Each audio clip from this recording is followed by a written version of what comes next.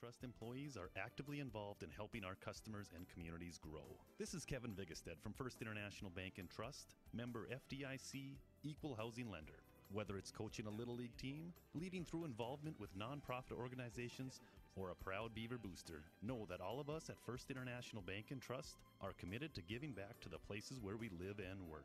Hi, my name is Marshall Kanam. I'm the manager of the UPS store here in Minot. It's time to make sure your holiday gifts arrive on time and unbroken. It's why at the UPS store we offer our pack and ship guarantee. We can pack, ship, insure your item, and get it there on time. 100% guaranteed. If anything were to happen, you're covered, and so is your package. So ship away for the holiday. For the finest in packing and shipping, the UPS store. We're at 1940 South Broadway or online at theupsstore.com. Planet Pizza. All systems go for lunch when supper time's a crunch. T-minus now, it's time for Planet Pizza.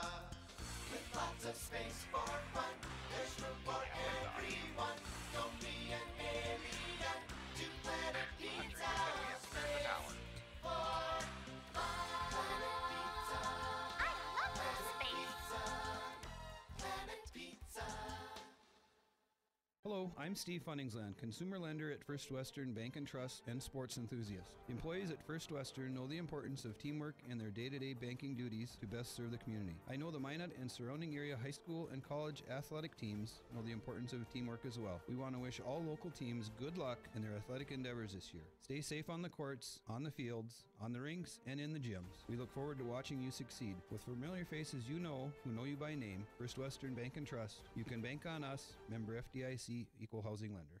This broadcast presentation of Minot High Hockey is brought to you by First Western Bank and Trust, Premier Chiropractic, Tecta America Dakotas, Ralph's Plumbing and Heating, Surf Valley Dental, Cadova Mexican Grill, Thrifty White Drug, First International Bank, Duffy's Hockey and Sports, Minot Hockey Boosters, Buffalo Wild Wings, IMM, Minot's Finest Collision Center, Vivetto Orthodontics, Elevation, Pro Style Production DJ Services, the UPS Store, Bremer Bank, and Planet Pizza.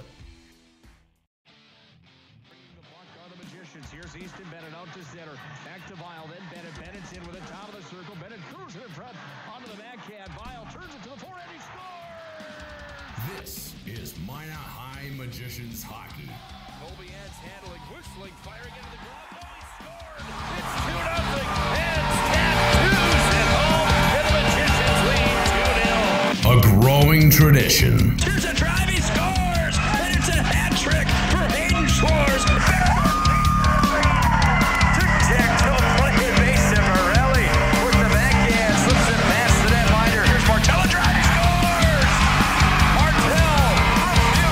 And the Magi are on the board with a power play. 40 seconds in OT. A drive coming back door.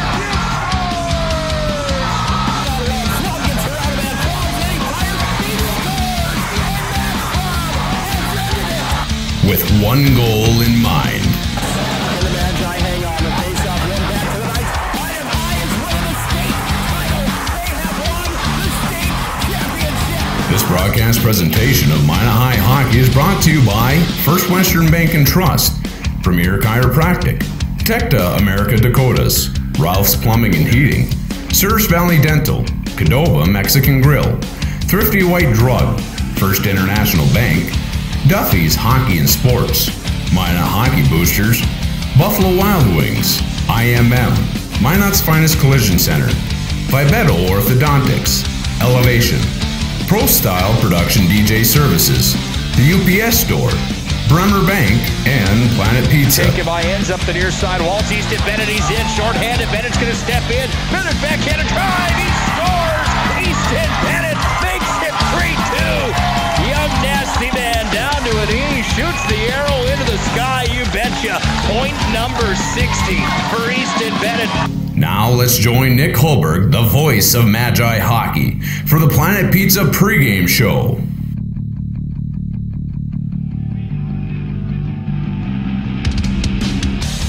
2016 2017, the last 2 years when the dust has settled at the state high school hockey tournament. The Minot High Magicians were there, and the Dickinson Midgets were there. Dickinson representing the West Region 2 of the 3 times that they've ever done it in school history.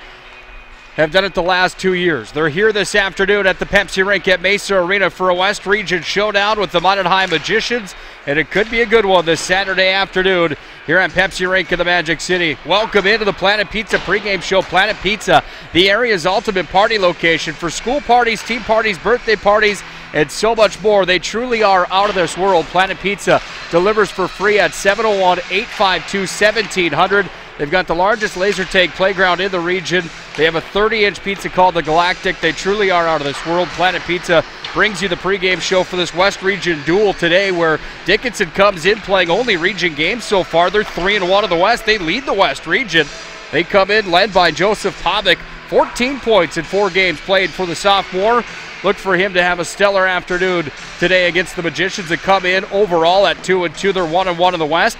Both of these teams most recently played Bismarck Century. Well, both of these teams most recently got slapped around by the Patriots. On Thursday night, Minot High was at the VFW Sports Center to take on Century, and Century handed Minot a big-time loss, 8-0. The Magicians got spanked. The following night, Century went to Dickinson. Dickinson played them on their home ice. They got spanked also. It was 11-3.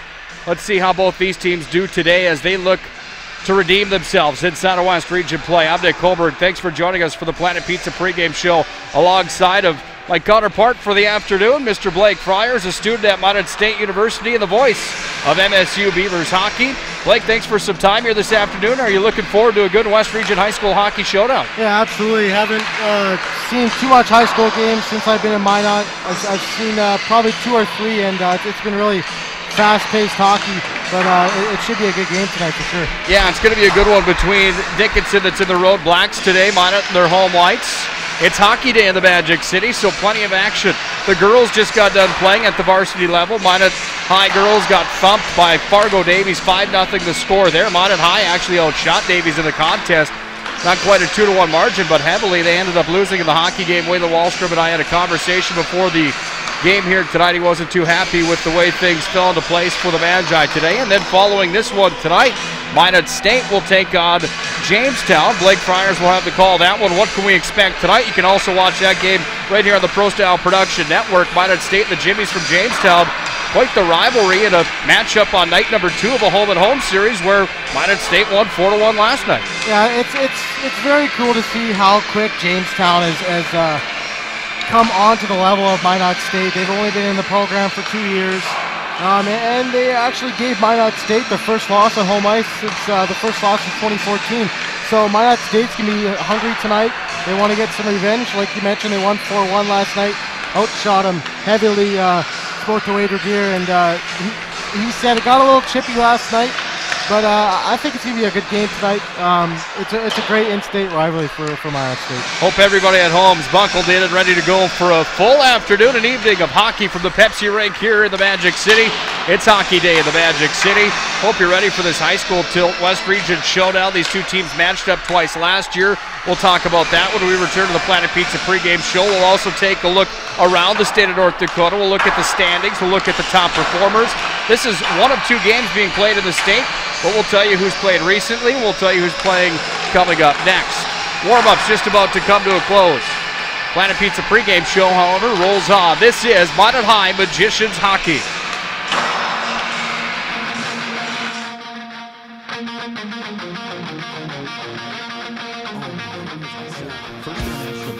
Employees are actively involved in helping our customers and communities grow. This is Kevin Vigestad from First International Bank and Trust, member FDIC, equal housing lender. Whether it's coaching a Little League team, leading through involvement with nonprofit organizations, or a proud Beaver booster, know that all of us at First International Bank and Trust are committed to giving back to the places where we live and work. Hi, my name is Marshall Knop. I'm the manager of the UPS store here in Minot. It's time to make sure your holiday gifts arrive on time and unbroken. It's why at the UPS store we offer our pack and ship guarantee. We can pack, ship, insure your item, and get it there on time. 100% guaranteed. If anything were to happen, you're covered, and so is your package. So ship away for the holiday. For the finest in packing and shipping, the UPS Store. We're at 1940 South Broadway or online at theupsstore.com. Planet Pizza. 4 systems go for lunch. 3 when supper time's a crunch. 2 T-minus now it's time 1 for Planet Pizza.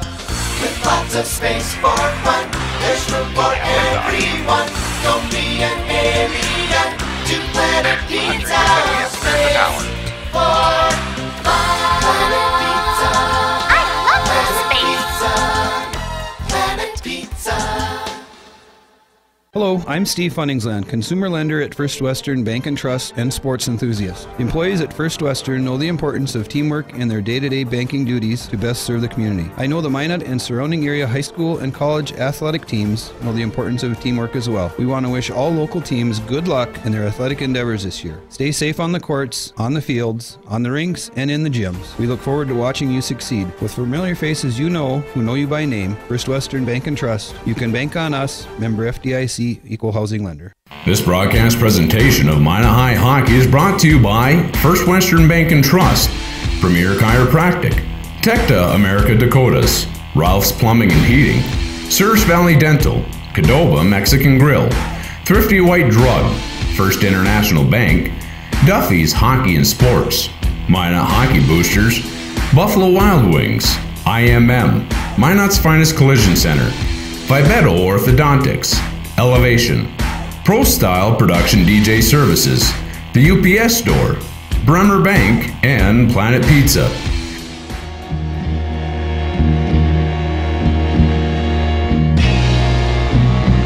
Some of the best players of the West region will be on display here this afternoon with Minot High and Dickinson going toe-to-toe in this West region showdown.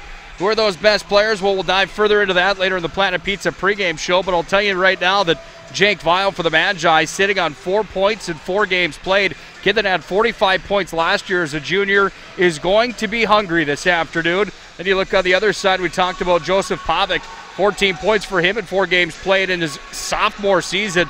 Cody Shepard, 13 points for him for Dickinson. Those guys are going to look for a big afternoon to see if they can pick up a win against the Minot High Magicians. It's something that rarely will happen inside a West Region play where Dickinson will get a defeat over the Minot High Magicians. It's the Planet Pizza pregame show. Planet Pizza, the area's ultimate party location. School parties, team parties, birthday parties, and so much more. They truly are out of this world. Nick Colberg alongside of Blake Friars. Hockey Day of the Magic City. Game number 3 of maybe the big marquee matchups, if you will. Girls varsity, now the boys varsity, Minot State later on tonight. Let's look at the standings in North Dakota. Let's start over on the east side of the state with the EDC standings of the 2017-2018 campaign. We're early in the year, and early in the year it's Grafton Park River that's 4-1 overall. They haven't lost in East Region play. They're 3-0, so they lead the way. Red River, 3-0 on the year. They're 3-0 inside EDC play. They're in second place over the East right now in the early portion of the season. Central, they're 2-0-1. Guess what? They tied Fargo Davies last night. That might be a shock to a lot of people around North Dakota. Central, the powerhouse, the defending state champions, the team that hasn't lost in 31 games, went to overtime last night. They win in the shootout, or they win in overtime, excuse me. It was North Dakota that went to a shootout last night against St. Cloud. We'll talk about that in a moment as well. But Central and Davies go to overtime last night. Central gets the win. That improves their record to 3-0-1. Davies currently sitting in 4th. They're 2-0-1 inside of East Region play. You get a tie and you get a point inside of high school hockey if you get the tie, if you could force overtime. Fargo South Shanley currently sitting at 1-2 overall, 3-2 for Devils Lake. Team that might have beat West Fargo 0-4. Also winless on the years, West Fargo Cheyenne. Fargo North having a bad year again. They're 0-5. On to the west side of the state. And in North Dakota high school hockey on the west side, it's Dickinson that's currently at the top of the standings. I'll tell you this much, it's Bismarck Century that's the team to look out for, but it's Bismarck High currently in second. They're 5-0 on the year, Mike Peluso's club. And if Mike Peluso's watching the hockey game, probably watching this broadcast, probably shaking his head saying, why do you keep saying that we're not relevant in the West? We're 5-0 on a team that made it all the way to the state title matchup again last year. They've been the runners-up in North Dakota a handful of times since their state title in 2014. Bismarck High number 2, Century's number 3. Mandan currently sitting number 4. Mandan beat Williston last night. Mandan's 2-3, however. 3-2 for Jamestown. They got beat by Bismarck High Thursday night. Minot High currently in 6th position in the West Region, 2-2 overall for their record. They're 1-1 inside of region play. Williston is 2-3 on the season, but 0-2 in the West Region. Botno Rugby winless on the year. They've played 3 games. 2 of them have been in the West Region. And Hayes and Beulah, their points don't even matter. They're not playing for varsity points this year. A JV schedule for the North Stars. They're 1-5 on the year. What you can gather out of those standings is that it is early on in the season and more teams have played region games than others. I'll tell you right now, when the dust settles, I believe it's going to be Bismarck Century inside of the West Region. They've got 3 players on that team that are next level guys, and those 3 players are only the tip of the iceberg for the Century Patriots. Dickinson found that out the other night. Minot High found that out the other night, which leads us right into the state's top performers, and here they are. Kirkland Irie for Bismarck Century. He's a junior. 22 points on the year, 5 games played, 22 points for Kirkland Irie. Blake, as you know, a hockey guy, you're originally from Estevan, Saskatchewan. You've seen a lot of hockey in your day. 22 points in 5 games, you get an opportunity to put up numbers like that. You're starting to think there's probably a pretty bright future coming ahead for Kirkland Irie after the high school level. Yeah, for sure. Whether that's going to play in the NAHL or maybe going up to Canada and playing in the Saskatchewan Junior Hockey League with 22 points in 5 games is absolutely unbelievable. Anytime you're over 2 points a game, you're a pretty fantastic player. His line mate Isaiah Thomas currently in 3rd in the scoring chase to the state. He's got 16 points. Carter Bailey from Century, 2nd in the state, 17 points for him. He's a D-man, and Bailey's good. He's the real deal. Nicholas Brown from Century, he's number 5 in the state. He's got 13 points on the year. He had a 4-point night against Minot High. Right in the middle of all those Century guys, at number 4 North Dakota is Joseph Pavic from Dickinson. Talk about his 14 points, an impressive run for the sophomore. And anytime you get to see a player like this that's currently on the top of the list in North Dakota for point production, we're in for a real treat today to see how Mr. Pavic, the young gun, does against the Magicians and to see what kind of talent he really has. Yeah, it's great to see for North Dakota to produce these young kids. It's great for the state of North Dakota.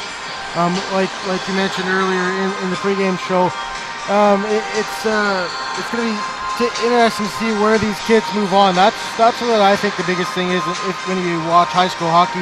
Yes, these kids are good, but can they take their game to the next level? And that's going to be the big question for all these kids.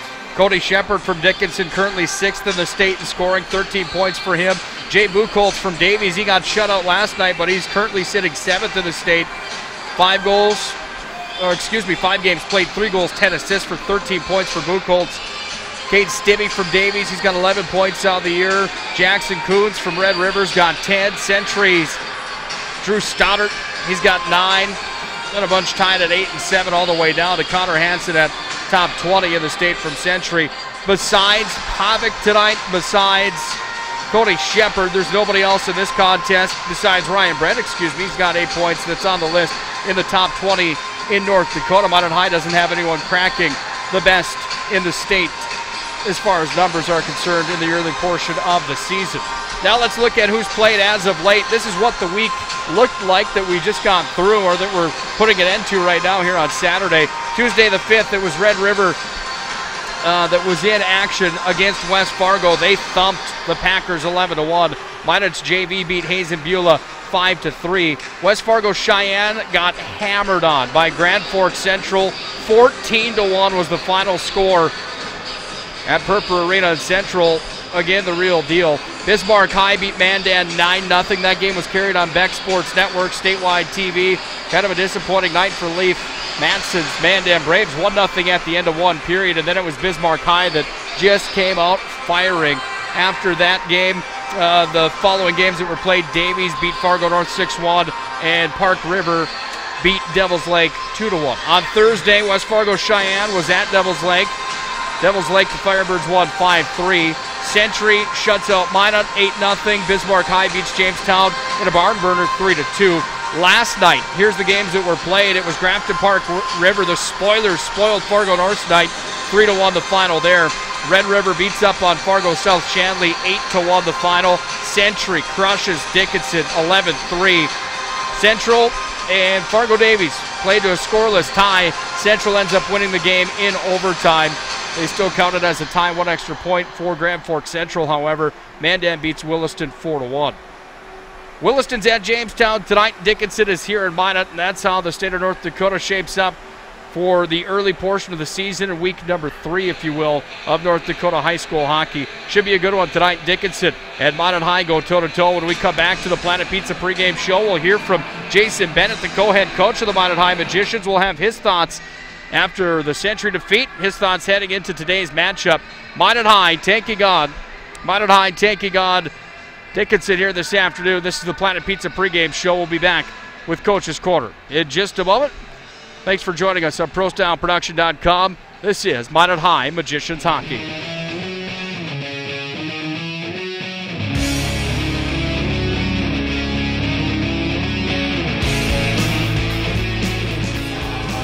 Systems go for lunch when supper time's a crunch. T-minus now, it's time for Planet Pizza. With lots of space for fun, there's room for everyone. Don't be an alien to Planet Pizza. Space for fun. Planet Pizza.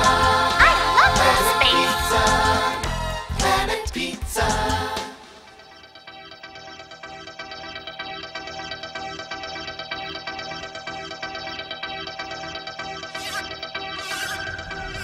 Welcome back to the Planet Pizza pregame show. Planet Pizza, the area's ultimate party location for school parties, team parties, birthday parties, and so much more. They also bring you the Coach's Corner for this West Region showdown here this afternoon. Nick Holberg joined by Mr. Jason Bennett, the co-head coach of the Minot High Magicians. First of all, good Saturday afternoon, hockey day in Minot. Kind of a fun day to be a part here at the rink. Yeah, it is, and we're excited and eager to get back on the ice. Let's talk a little bit about the other night in the game at Bismarck Century. And, you know, this is a high school hockey broadcast. It's not like my pro days where I could just ask it how I want to ask it. But in your mind, you know, you guys didn't play as well as you maybe could have, and maybe some letdowns in the third period. But how much of that deflation of your hockey team's morale do you have to take into effect with 14 penalties called against and a handful of those in the third, losing maybe your best player on the team and Hyde with 5 penalties in the second period? And overall, just a night of officiating, maybe I could say, that didn't go your guys' way. It didn't, you know, and we kind of shot ourselves in the foot. A couple times we had power plays. I think we took a penalty within 20 seconds of our power play opportunity, and, you know, 5-minute major, same thing, which was a pretty iffy call. I think even against Century, you know, they called a check from behind, and you feel bad for the kid. I thought it was, maybe a cross check if anything, but, you know, probably not deserving of 5-minute major against them. So it kind of went bad both ways, us and them. And yeah, we had 14 penalties, and a lot of them came in the third out of frustration. We kind of just quit, you know, we really did, and that's something that we're not happy with as a staff and as a, you know, I guess a hockey organization. That's not acceptable, Minot High hockey, and it's something we talked about yesterday, and we worked at it in practice. So we look to be a little bit more disciplined this evening. I went back to the game film on yesterday afternoon, actually, and looked at the matchup. Boy, up until 5 minutes left in the second period, you guys came out with some jam in that second period. It was a 0-0 hockey game. A goal was called that should have been disallowed for goaltender interference. But after that, like you mentioned, the third period, all downhill from there. How do you respond and try to get the team to play the way you guys did on Thursday in that second period? What's the message in the room? You know, the message in the room is that, you know, that's this group of kids, I think, unfortunately, in the past couple of years, that's kind of our response has been, we've kind of had it taken to us a number of times in the last 2 years, and that's very disheartening. You know, you look at Central last year, it was 10-0. Bismarck High last year was 10-0 and 6-0, and this year you start off with Central. So we got to find a way to where we do get down by a goal or two, or, you know, things get out of control. We at least battle and compete. I mean, we take pride in that. I know many alumni who watch and listen to games take pride in that. That's kind of Minot High tradition, and it's just really unacceptable. So, you know, we look to bounce back today, and it was a good hockey game. We told the kids after the first, we're down 2-0, but, you know, we had a breakaway, we had a crossbar. I mean, we're right in the game.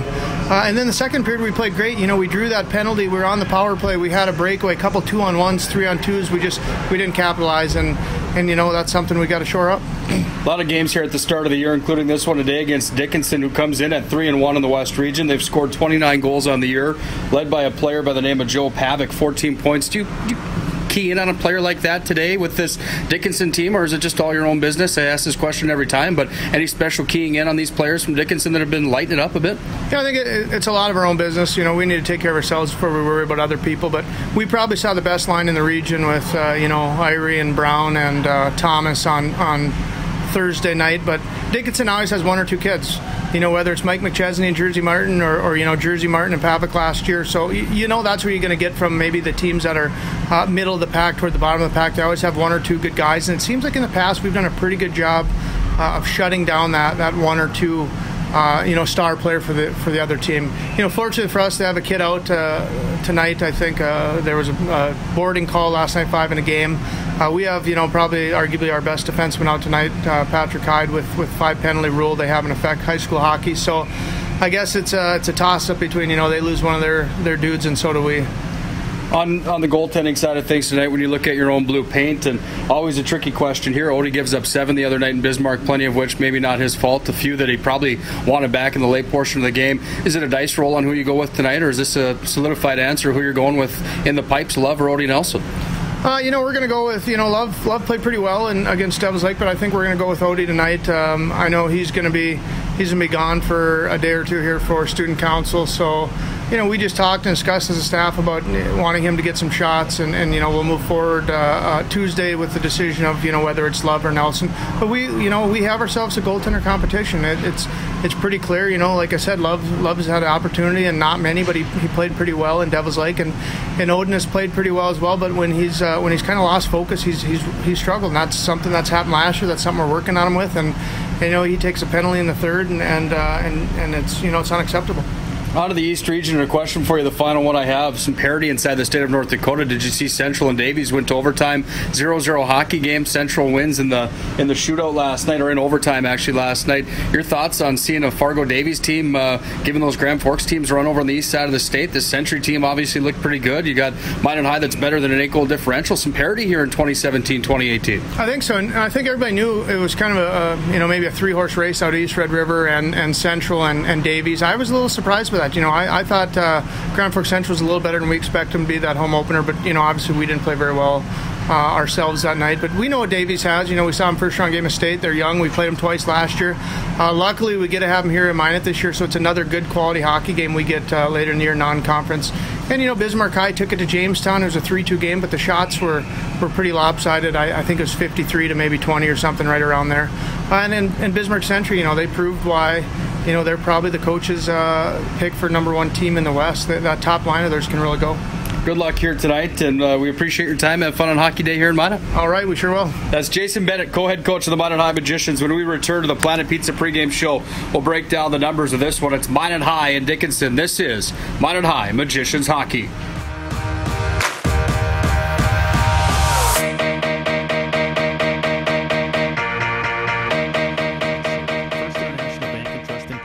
Actively involved in helping our customers and communities grow. This is Kevin Vigestad from First International Bank and Trust, member FDIC, equal housing lender. Whether it's coaching a Little League team, leading through involvement with nonprofit organizations, or a proud Beaver booster, know that all of us at First International Bank and Trust are committed to giving back to the places where we live and work. Hi, my name is Marshall Knopp. I'm the manager of the UPS store here in Minot. It's time to make sure your holiday gifts arrive on time and unbroken. It's why at the UPS store we offer our pack and ship guarantee. We can pack, ship, insure your item, and get it there on time. 100% guaranteed. If anything were to happen, you're covered, and so is your package. So ship away for the holiday. For the finest in packing and shipping, the UPS store. We're at 1940 South Broadway or online at theupsstore.com. Planet Pizza. All systems go for lunch. When supper time's a crunch. T-minus now, it's time for Planet Pizza. With lots of space for fun. There's room for everyone. Don't be an alien to Planet Pizza. Space for fun.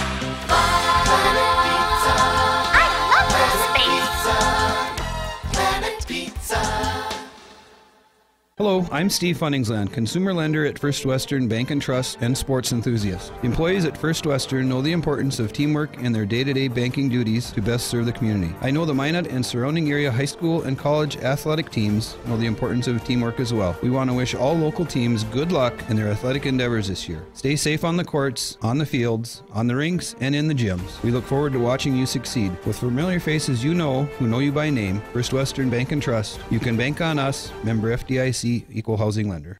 This broadcast presentation of Minot High Hockey is brought to you by First Western Bank and Trust, Premier Chiropractic, Tecta America Dakotas, Ralph's Plumbing and Heating, Surge Valley Dental, Cadova Mexican Grill, Thrifty White Drug, First International Bank, Duffy's Hockey and Sports, Minot Hockey Boosters, Buffalo Wild Wings, IMM, Minot's Finest Collision Center, Vibeto Orthodontics, Elevation, Pro Style Production DJ Services, the UPS Store, Bremer Bank, and Planet Pizza.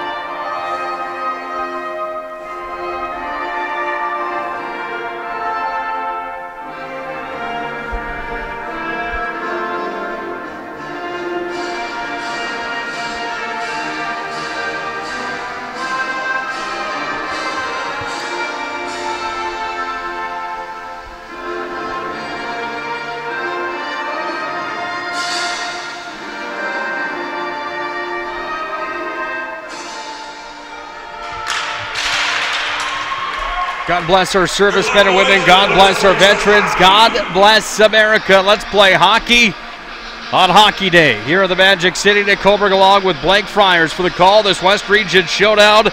Dickinson at 3-1 of the West. Minot High at 1-1 of the West. 2-2 overall for the Magi. 3-1 overall for the Midgets. Planet Pizza pregame show comes to a close thanks to the Mueller family at Planet Pizza. 701-852-1700. Free delivery while you watch the hockey game here this early evening. Minot Highs in their white uniforms with maroon helmets, pants and gloves. They'll travel from the right to the left with junior goaltender Odie Nelson in the blue paint to our right, sitting on a .494 goals against average and an 83% save percentage. He's 1-2 in his junior campaign. He needs to improve those numbers if they want a shot at anything special this year.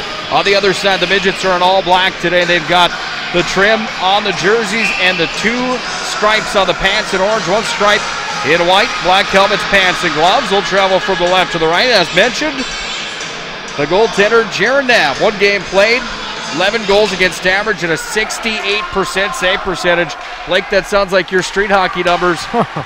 We're underway. What do you expect early from both of these hockey teams on an arena that seems to be filling up nicely? Yeah, it's going to be important for Minot Magicians to get it on the forecheck and be physical early here. Here's a drive on goal. It's Jake Vile in front of the net. He scores. Haberman dishes it to him, and the Magicians strike for first blood. An early one, 21 seconds in. We mentioned it in the pregame show. A guy like Jake Vile has to be hungry after 45 points last year. Guess what? He's now got 5. That's goal number 3 for the assistant captain, Jake Vile. Yeah, great play there by the defenseman to get that shot through, and a nifty deflection in front to make it 1-0 here. I misspoke. 47 points for Vile. Let's listen to Dan Seb.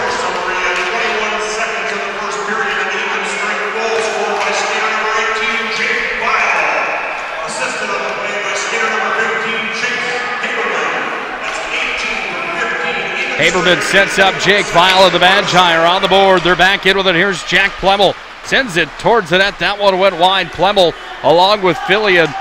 They were the best line on Thursday night for the Magicians. The youngsters, the sophomore line, if you will. Peterson near sidewall underneath the goal line, trying to shuffle it around. Came up to Stenberg, across out to center, and Plemmel's back in. Over the blue line. Plemmel sends it in. That one off the waffle board. The stop was made there. And it goes back away to the far wing where the Magicians and Murphy battling for to the far wall. Murphy, the other one on that sophomore line, by the way. He's down low in the clear eye-tech mask. Scrubbing forward is Fillion. Murphy's going to come out with it from underneath the net. Sends it up to Plemmel. Here's the big wrister from Plemmel. Sends it in. Pad save is made, and the other way we go is crossing over center ice. Zubke's in, and he chips it down to the glove side corner. Minot High without Patrick Hyde tonight. One of the leaders of the hockey team. Arguably the best player for the Magi, who was whistled for 5 penalties against Century the other night. in the senior D-man's defense, I would say maybe one of those was warranted. That is what it is. Shot comes in up and over the head of Odie Nelson. Well, the faceoff coming to Odie's blocker side in the Bauer leather. Yellow with the white trim on it. I always like seeing those goaltenders in the different outfits that they have. I like Odie's mask, all white with the maroon M's on the sides. What do you think of the Bauer gear? Yeah, I'm a Reebok guy. I like Bauer, though. They're actually making a comeback. A lot of goaltenders in the NHL are wearing more Bauer now with the new Vapors. I was a kind of a all-white guy, all-white mask, all-white pads, and I had the fancy tape job on my stick back in the day. So, of course you did. Out to center and dumped out of the corner. Bergrud sent it in on the retrieve for the Midgets. That's Wardner that moved it away to the near wing, trying to clear the zone. It is the Dickinson D-core away to the near side half wall. Bergrud's out with it. Bergrud spins it back away onto the backhand, and then it's corralled here and taken away by Urlacher out to center. Lead pass is there. Into the zone they come with it. It's dropped down. Sent back in front of the net. Cody Shepard couldn't pull the trigger. Now Bergrud rides away from a check, throws it to center, and here come the Magicians up through neutral ice. Hunter Cope crosses into the zone. He's tattooed on the wall, but he stays on his feet as the Magi go for a change for the 5 players. Come out fresh for the Magicians. Back to center, Cody Shepard. Dumped it in. Now the Midgets go for a change, and the puck's back in behind Odin Nelson. Centering feed comes to the center slot. First drive shot. That one hit the bar. Loose, turned away towards the net. Hit traffic in front, and then it's Nelson that dumps it back in behind the end wall. Midgets putting some pressure on here. You could say they're buzzing. 3 minutes in. Minot High up by a goal. Jake File picking up point number 5 on the season as the Magi. It hurts. Bump it all the way down. This one's going to roll it on goal, and with the Bauer stick, the netminder is going to have to stop it. He'll play it. The faceoff will come back on his blocker side. Yeah, the Midgets came close to tying that game. Their goalie's best friend had other thoughts there. Jaron Knapp, the netminder. He's a junior goaltender. He's got the Reeboks on with the black trim. Peterson from the line whistles it in, but it went wide. Midgets cross it back to neutral ice. Off of the tape of Braden Grohl, the junior. He crossed over neutral. Magi were there, and they sent it right back in. Big hit right at the goal stripe. Puck goes away to the far wall. Minot High is going to regain possession here with Abrahamson. Chips that one off the glass, deeper into the zone, but Midgets have control. They whistle it around to the near side wall with Peterson. Sends it back underneath. Now big Brett Davis underneath the net. He was a part of the Magicians' runner-up state second place appearing Minot High football team this year.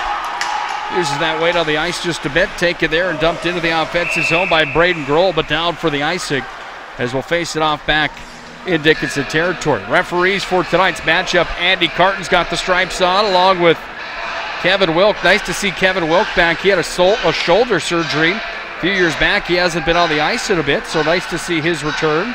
Casey Ryan's dropping the puck. Jake Stack is the other official without the armbands here this afternoon. 13-11 to play in the first. Minot High up on Dickinson by a goal. It's 1-0 thanks to Jake File. Top of the circle. Stimberg in whistled that one. Turned aside by Nab, but the puck goes back away up to Haberman. He holds it in. Top of the circle it comes. Brought the captain. Twos it towards the net. Knocked down, and it's taken away by Hughlin. And Hughlin brings it back on through neutral. Hughlin using the size off the waffle board there of Odie Nelson. Down underneath the net and away to the near wing where Broughton tried to move it away up the wall. He does, and here comes Stenberg. It's a 2-on-1. Stenberg's in, making it a 3-on-2 now. Stenberg turns it towards the net, fire and save, loose rebound. Backhander sent towards the net. Another opportunity from Deal, and he's robbed. What a stop that was as Nab keeps it a 1 on his side of the scoreboard as Minot High's top unit, some of the top unit, if you will, comes down and almost makes it 2-0. Yeah, that definitely a good chance there for the Magicians. 2-on-1. Thought he would might have sauced that one over for a one-timer. Might have had a better scoring chance. Right in front of the net. Puck is loose, but it's now corralled and brought forward by Karski. Out to center they come with it. Over the Minot High stripe. Down to the near wing. That's Joe Pavick. But back to center. Nick Murphy, the sophomore. The foot race. He loses that battle. Shuffled back ahead, and now it's Haberman on the near side wing up off the glass. Launches out to center and right back in. A game of ping pong here with 12:05 to play in the first. That time whistled for the icing are the Midgets, so we'll bring it back into Dickinson territory. Yeah, the Magicians are really moving their feet early in the game. A lot of odd man rushes to start this game. About 5 minutes in, not used to a 17-minute period. That's for sure. Back in Canada, it's all 20 minutes all the way through. They changed that a few years back to 17-minute periods. It used to be 15 for high school hockey. They bumped it up to the 17. Yeah, wouldn't mind seeing 3 extra minutes per period. All the way out to center ice. Hertz is going to be on the retrieve here. Here's the junior D-man. Put 30 pounds out of the offseason in the weight room. Hertz on the back end. Promising future, especially moving forward with 1 year left. Off the glass and in from Chris Zubke. Peterson with patience made the move. Murphy's railed on the near wing, but he clears to center. And here comes Nelson. Delayed call coming on the midgets. Nilsson's in. Pad save. Rebound turned in front of the net. Another stop is made. And here comes the first power play of the night on the interference call. Nick Murphy got rocked. Yeah, it's just that's a good job to draw the penalty there. Move your feet, chip it off the glass. Took a big hit, but his team's on the power play. We'll see if the Magicians can strike on the power play. Chris Zubke, Senior D-man, whistled with the interference. He goes to the sin bin, and the Magician power play comes out with Deal, the centerman. Stenberg's out there with Vile as the wingers. It's Haberman at the point along with Logan Broughton. Haberman handles. Dropped over to Vile, the game's goal getter. Hounded on the wall far side, clears it, comes across. Haberman dishes in front. Here's a drive, went just wide. Vile bidding for a second. Out of Gretzky's office, Mason Deal. Broughton handling. Cycled down, now handled by Vile. Over to Deal. Deal fanned on the pass, it's taken away, and this one with the 9-iron is chipped out the length of the ice. Cody Shepard cleared it. Odie Nelson wants in on the action. He fires to center. Vile across. Haberman. Center ice strike, now the blue line. In. Nab gobbles it up, and he'll corral it. Face-off will be on his glove side. Really like, you got to love as a defenseman, the goalie comes out to play the puck quick up so that you don't give the penalty killers a chance to change, try to catch him on a late change. It's like having a third defenseman back there when the goaltender plays the puck like that. Hit off the draw. Here's a drive coming. Philly and robbed by Nab again, and Nab goes down into the butterfly. The goaltender from Dickinson does a nice job stopping another one. That's save number 9 on shot number 10 from the Magi. Minute 15 remaining here on the power play for the Magicians. They're up by a goal, 1-0. They scored 21 seconds in on Jake Vile's 5th point of the year. Hertz at the line across. Peterson has it. Wrister in. Drive went off the catching mitt. Jack Plemmel. Now Hertz plays catch with Plemmel. Top of the circle. A drive knocked down loose. Backhander took wide by Fillion. Nick Murphy in the clear eye tech. Works at half wall. Back to the point. Peterson thinks about it. Finds the outlet. Murphy in. He'll just turn it and fire it. That one either hit the knob of the stick or the crossbar. Either way, it's up and out of play. Yeah, Minot really cycling the puck well on this power play. Crisp passes. They're finding the open guys. They just got to work it down a little bit more and try to get that backdoor play in this power play. Face off on the blocker side. Deal back out. Stenberg and Vile join him. Unit number 1, if you will, for the Magi. Haberman handles at the line. Drop back down. Here's Mason Deal. Now Vile handles. Vile through the zone. Takes it back to the forehand. Broughton dish down to the corner. Mason Deal back to the point. Haberman has it. Traffic in front of the net, but it's Vile in the corner now that looks for the outlet. Sends it in front of the center slot. A drive from Stenberg. Sticked away by Nab. 18 seconds on the man advantage. Deal out of the corner. He's being worked on. Deal now, the sophomore.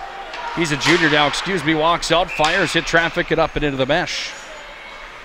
9:32 to play in the opening frame. 10 seconds on the first power play of the night. Minot High has the man advantage and the shot lead at 12-2. When you look at Mason Deal for the Magi, currently second in scoring, 4 points on the year for him. You go back to that sophomore season, he kind of emerged in that Bismarck Century matchup. He won it in the shootout for the Magicians here on home ice. Another stop by Nab. Nab's been busy tonight. He's had a couple big saves. Didn't really have a chance on that first goal, tipped in the hash marks, changed direction drastically. but he's been sharp this game. Back to Mason Deal, 14 points last year in that sophomore campaign. Anytime a sophomore can contribute 14 on the year, that's pretty good. Slap shot fired in by Haberman. And Nab gobbles it again. 9:22 to play in the first. This is a big game for both teams here tonight. If you didn't catch the Planet Pizza pregame show, moral of the story is both teams got beat up by Bismarck Century. 11-3. 8-0. Minot High had the better of the two defeats at the 8-goal differential. Yeah, it's gonna be good. It's gonna be. How do you like that? Same differential. Yeah, that's 11-3, 8-0. Doesn't matter. They just gave up a few less, but Dickinson put a few on the board, so I guess that's not a fair statement. It's going to be very important for both of these teams to try to gain some momentum back. You never like to lose by 8 goals. That's not a good feeling to lose by that much. But if you're the Magicians here, you just got to take care of business against Dickinson and try to gain some traction in the standings. Davis from underneath the net brings it back door. Abrahamson in front of the net. Oh, that's highway robbery. Call the cops. Nab comes up with the rebound, catching it. It says no soup for you. What a stop that was from the Dickinson net keeper. Unbelievable. Point blank range. Abrahamson has been snake bitten as of late. And the Rattlers out again tonight, this time in the form of the Dickinson net keeper. Jaron Nab commits robbery. Broughton from the line. Save. Nab gobbles it again. 17 to shoot. 2 are the shots on goal. And Minot High is putting the wood to them right now. Here with 8:52 to play in the first, it's safe to say they're buzzing. Yeah, if you're Dallas Coons, you got to get the boys going. And Dickinson, you just start throwing pucks to the net and see if you can get some goals here. That one made it through the pads of the goaltender Nab after the shot from Broughton came in. Another shot comes in. Nab is forced to make another stop. And the workout's starting to be very apparent here from the junior goaltender for Dickinson. For me, being a goaltender, I always liked getting a lot of shots. You're more mentally into the game. You know, back when I played, when I had 6, 7, 10 shots, I wasn't as sharp, but once you're upwards of 40 shots, you're more into the game for sure. Big hit on the far side wall. Hertz was run into. That was a big hit over there from Karski. Minot High back in with it. Down to the corner for the Magi. Scrumming, this would be line number 4, if you will, for the Magi. Bergerud Abrahamson, joined by Opposda. Big hit again on the far side wing. Bergerud has another one over there. Minot High throwing some bodies around. Then Opposda runs into 7 on the other side in a conversation with Logan Karski.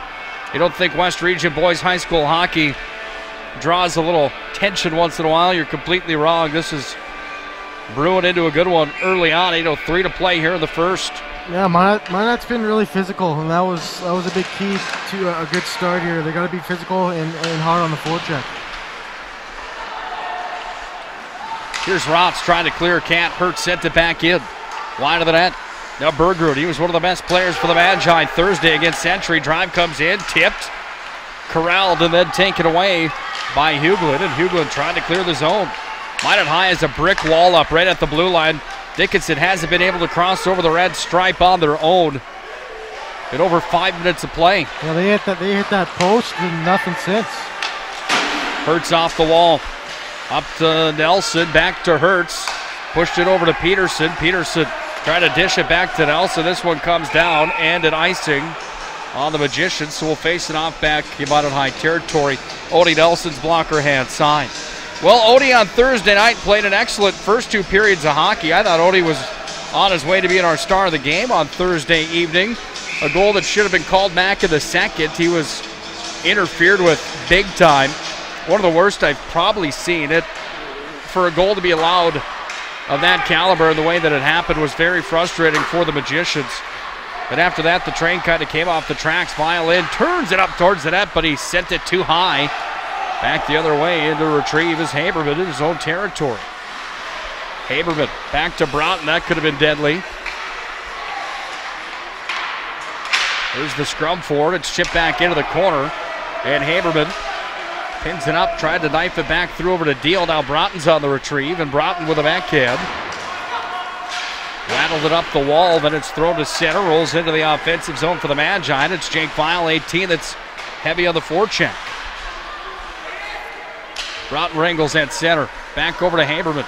Haberman's been a nice surprise for the Magi, looking real good on the back end, in my opinion, here in 2017-18. Offsides of the Magi as Stenberg was 1 foot into the zone with the mind before the puck joined the body. I really like this line here. That line that scored the first goal, very, very important for them to get going in on the cycle. They're very talented down low, strong on the puck, and I think they're going to have a good game tonight. Good crowd here on Hockey Day in the Magic City. Not quite half full, but for a high school contest in an arena that holds 2,200 people, have to be impressed with the turnout here tonight for a Dickinson matchup. Drive comes in, then hammered on the far side wall. Still a scrum over there as opposed is getting worked on. Puck comes back away, chipped off the glass and out to center ice it went. That one from Cody Shepard.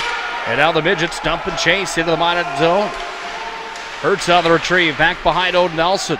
Here comes the wraparound, loose to the far side. Shepard had the pass, nobody home for the Midgets. There's a shot on goal. Odie makes his third stop of the evening. Sent back in front, now Nick Murphy. Throws it to center, Plemmel's in, forward he comes. 1-on-2, Plemmel throws it down, stick save is made. 20-3 are the shots on goal here in period 1 with 5:35 to play in the first. Minot High up by 1. Plemmel throws it in front of the net. Corralled and brought forward now by Zupke, and Zupke sends it in. Tried to thread it down to the corner, but it was hit by the skate of Broughton. Magi regain control with Plemmel out to center. Abrahamson has a hit at center ice. Plemmel regains control of it. Rolls it in, look out, bouncer right between the legs, and Nab almost got bit by one there. That would have been a 100-foot dump in. Bouncing puck, those are scary, but Nab made the stop. I've seen NHL goalies let those in. It happens to the best of them, for sure. Face-off on Nab's glove side. 5:12 to play in the first. Magicians up by 1. Abrahamson's underneath the net with it. Tried to feed it in front of the net. Nab gets a handle on it. Some rough stuff after the whistle. The face-off comes on Nab's glove side. Minotauros were in action tonight here on home ice against the Bismarck Bobcats. And let me tell you, I haven't seen the Toros play that well in a while. They crushed Bismarck 6-2. Dominating performance from the hometown Toros. Huge crowd here last night, by the way, on Hockey Weekend. Drive comes in, tipped in front and went up and wide. Taken by the Midgets up the near side wall, trying to clear it out. That was Galster, can't quite do it. Comes back to Abrahamson. Now Davis has it, sends it in. Stop was made with the shoulder. And up the far wall, trying to push it out of the zone is Hughlin. He does. Puck comes back away to Haberman. Now Abrahamson. Saucers it across. Davis has it. Sends it in front of the net. Trying to feed it to Opposda. Haberman holds. Turns it in. The stop is made again. And Nab is getting a workout. You talk about wanting a few to stay warm as a goaltender. How do you like 24-3 as the advantage for the Magi? Still 4:30 to play in the first. He's going to be worn out here by the end of the second. Oh, for sure. He's on pace to face around 60-65 shots by the end of tonight's game. Here's another one. The stop is made on the point-blank chance. Nelson threw it towards the net. Nab with the pad, kicked it out. Peterson at the point. Sends that one back down. Bergrud tried to feed Hunter Cope.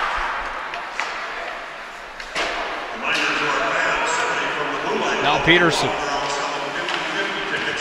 Here's Bergrud. Losing a handle on it. Puck comes back underneath the net.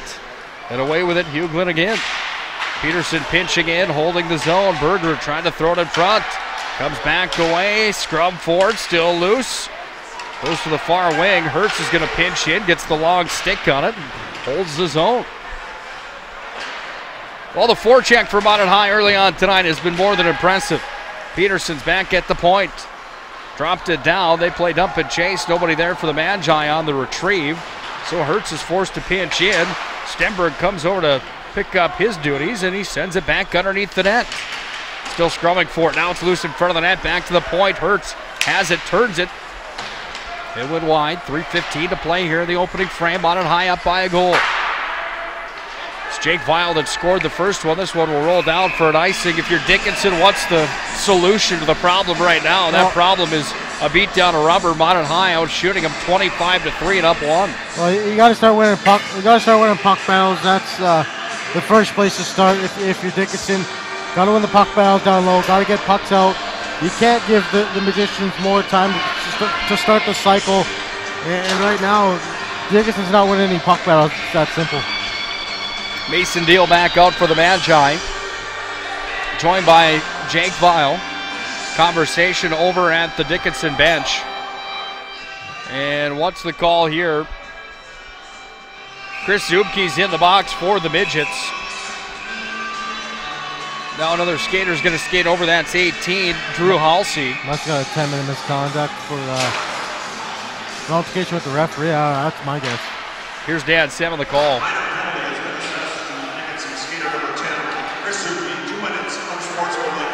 Unsportsmanlike is right. Good call. Comes back away to Deal on the near side. Magi power play back out. They're 0 for 1 tonight. Haberman pushes across. Broughton has it. Trying to bring it back up to Haberman. Look out. Clear look back the other way. And in with it comes Pavic. Pavic all alone. Pavic shuts it down to Zoni Nelson with the pad save. They kicked that one out. Nice stop from the Magi net keeper. Yeah, that could have been dangerous for the Magicians. You're dominating and they get a short-handed chance. Not many shots on goal. They almost tied the game there. Pavic, their leading point getter. Now the Magi bring it back the other way. In with it is Deal. Trailer back at the point. Haberman sends it in. Glove stop is made. And nabs that one. 2:18 to play in the first. Minute 10 remains on the power play. And Minot High putting on a clinic of how to forecheck and pressure a goaltender, but unable to find a solution to get past any of that rebound gear in the big chest. The white gold mask, Nab playing stellar early in the contest. Yeah, if you're Dickinson, we'll see if their goaltender can hold them in this game for as long as they can until they get going, hopefully. Hurt sends it around. It's Opposda. Back on over to Davis. Opposda's underneath the net. Down to 53 seconds of the power play. Peterson at the point. This is Davis. Sends it back door. Streaking in was Hertz. Couldn't corral the puck. Hopped over his stick and he dumps it back in. Bouncer comes back away. Davis a backhand and a hard one on net. Stick save. Abrahamson sends it back up. This is Hertz. Chips one towards the goal. It went wide. 1:35 to play here in the opening frame. 25 on the power play. Peterson. Wrister from the line. Loose rebound. No one there except the glove of Nab, and he hangs tight. Well, you look around the state of North Dakota early on in the year. If you didn't join us for the Planet Pizza pregame show, you missed the part about Kirkland Irie being the real deal. 22 points in 5 games played. The junior forward from Bismarck Century, joined by Carter Bailey and Isaiah Thomas. 22, 17, and 16 points for the top performers in North Dakota. They're all from Century. Murphy's in. Blocker save. Full 200. The puck will roll all the way down, and Odie Nelson's out to play it. 3 seconds remains on Minot High second power play of the night. They're 0 for 2 now as Haberman brings it all the way back in. Haberman sends it in, and the glove stop is made. This is an absolute war of pucks coming towards the net. That's shot number 29 on goal, and Nab has been busy tonight. It's been all Minot High here in the first period. Yeah, if you're the head coach for Dickinson, you're not going to be pleased at this start to this hockey game, and they definitely got to regroup in the second period for sure. Out of the corner with it. Top of the circle, I should say. It's taken away. Murphy has it. Murphy sends it in, went wide. Plemel with under a minute to play here in the opening frame.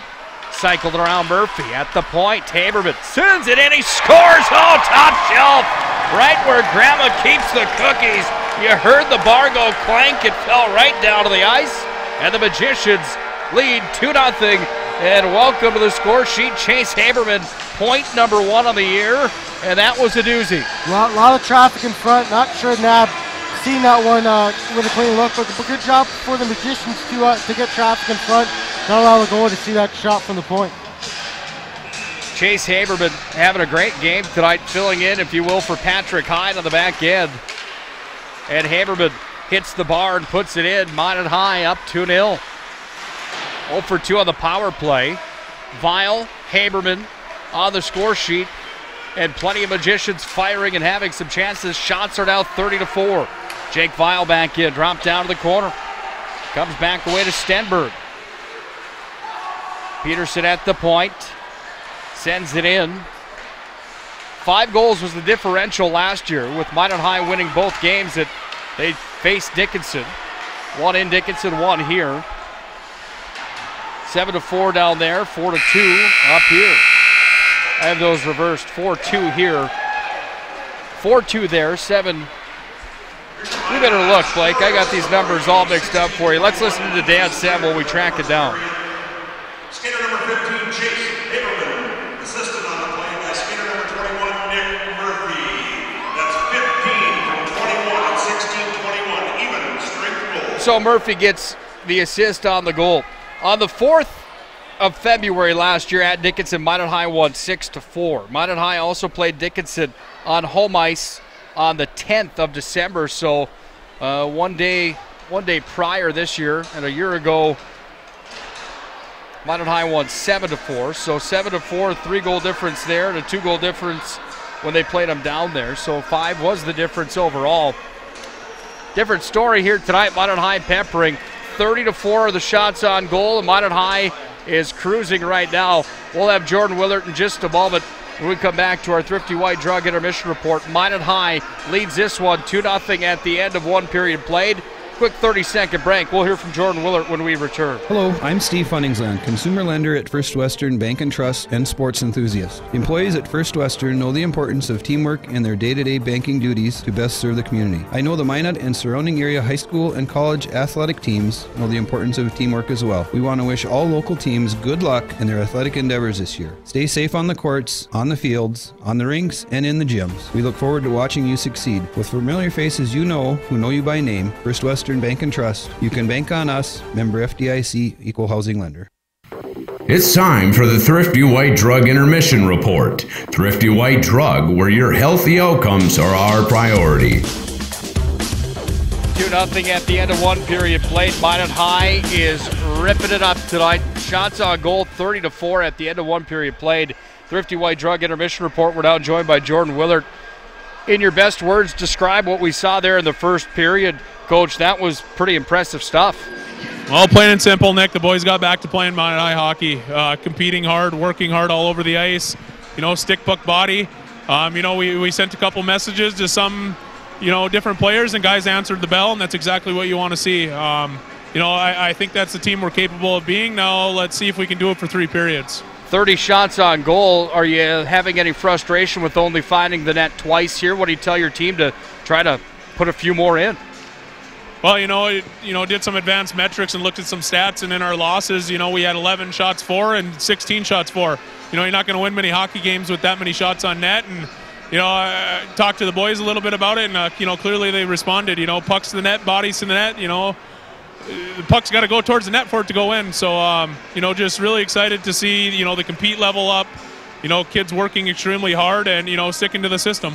God, you guys get spanked by Century on Thursday, and all of a sudden advanced metrics comes into play. What is going on around here? Well, advanced metrics has always been part of it, Nick, right? Analytics, it's what the game is nowadays. I mean, you have to do it. You got to try to find a leg up on the competition. It's little things you got to look at, and I think these guys are buying into it and looking at the stuff and reading it. We do face-offs almost every game because a face-off stat isn't just for the guy taking the face-offs. It's a team stat, right? It's a line of scrimmage there, and if we can win face-offs, we have the puck. Talk about some of these young guns here. That Fillion line has just been sensational for you, and a guy in the back end. Haberman gets a goal there, and he's been your best player on the ice tonight. Talk about some of these guys that are really starting to emerge as some good players and showcasing what they can be on a night like tonight. Yeah, I mean, for those of you out there that have seen Miracle, they're almost like the Conehead line, like shoot, pass, skate, goal. I mean, that's what they're 3 best friends, and they just kind of feed off each other, and they see each other really well out there on the ice, and saw there on that last goal, a little low-high or a high-low cycle, move it to the top. And, Chase Haberman over the last 2 years, along with Petey Peterson, I think those two have shot the most pucks in our summer shooting program, and obviously it showed off the bar down from just inside the blue line. I mean, it's a pretty good shot, but it's a really good play. And, for us to be successful, you're going to need guys like that to chip in. You're going to need that. I think they got a different name for that line because they wear the green jerseys. I don't know if they call them the Little Peas or something like that, but, because they're green, a bunch of little peas around the ice, so it's cool.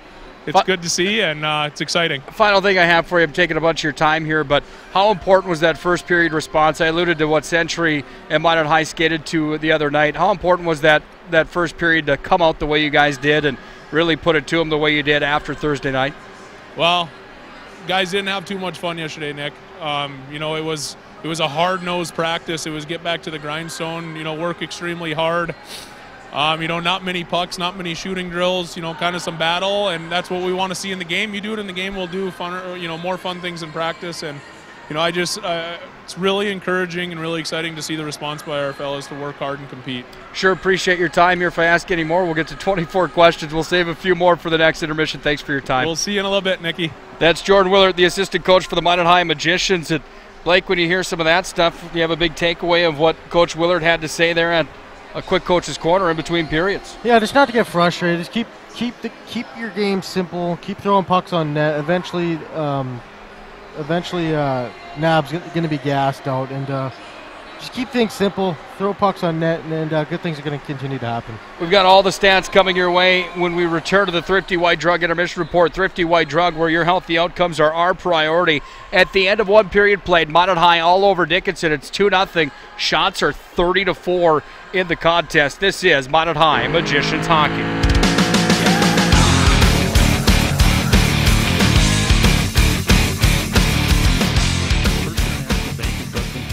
Actively involved in helping our customers and communities grow. This is Kevin Vigestad from First International Bank and Trust, member FDIC, equal housing lender. Whether it's coaching a Little League team, leading through involvement with nonprofit organizations, or a proud Beaver booster, know that all of us at First International Bank and Trust are committed to giving back to the places where we live and work.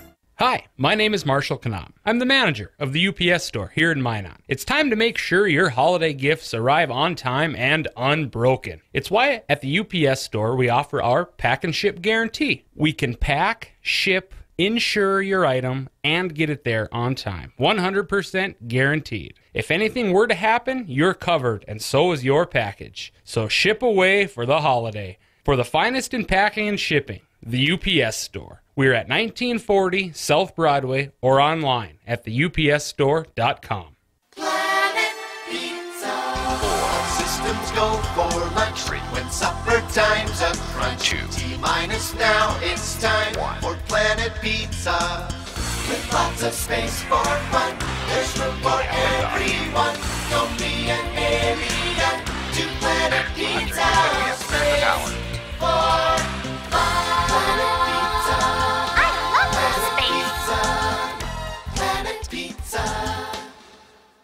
Hello, I'm Steve Funningsland, consumer lender at First Western Bank and Trust and sports enthusiast. Employees at First Western know the importance of teamwork in their day-to-day banking duties to best serve the community. I know the Minot and surrounding area high school and college athletic teams know the importance of teamwork as well. We want to wish all local teams good luck in their athletic endeavors this year. Stay safe on the courts, on the fields, on the rinks, and in the gyms. We look forward to watching you succeed. With familiar faces you know, who know you by name, First Western Bank and Trust, you can bank on us, member FDIC, equal housing lender. This broadcast presentation of Minot High Hockey is brought to you by First Western Bank and Trust, Premier Chiropractic, Tecta America Dakotas, Ralph's Plumbing and Heating, Surge Valley Dental, Cadova Mexican Grill, Thrifty White Drug, First International Bank, Duffy's Hockey and Sports, Minot Hockey Boosters, Buffalo Wild Wings, IMM, Minot's Finest Collision Center, Vivetto Orthodontics, Elevation, Pro Style Production DJ Services, the UPS Store, Bremer Bank, and Planet Pizza. It's time for the Thrifty White Drug Intermission Report. Thrifty White Drug, where your healthy outcomes are our priority. Well, we dubbed it as a dogfight this afternoon. Minot High and Dickinson going toe-to-toe in this West Region showdown. Kind of a one-sided dogfight here. Minot High up 2-0 at the end of one.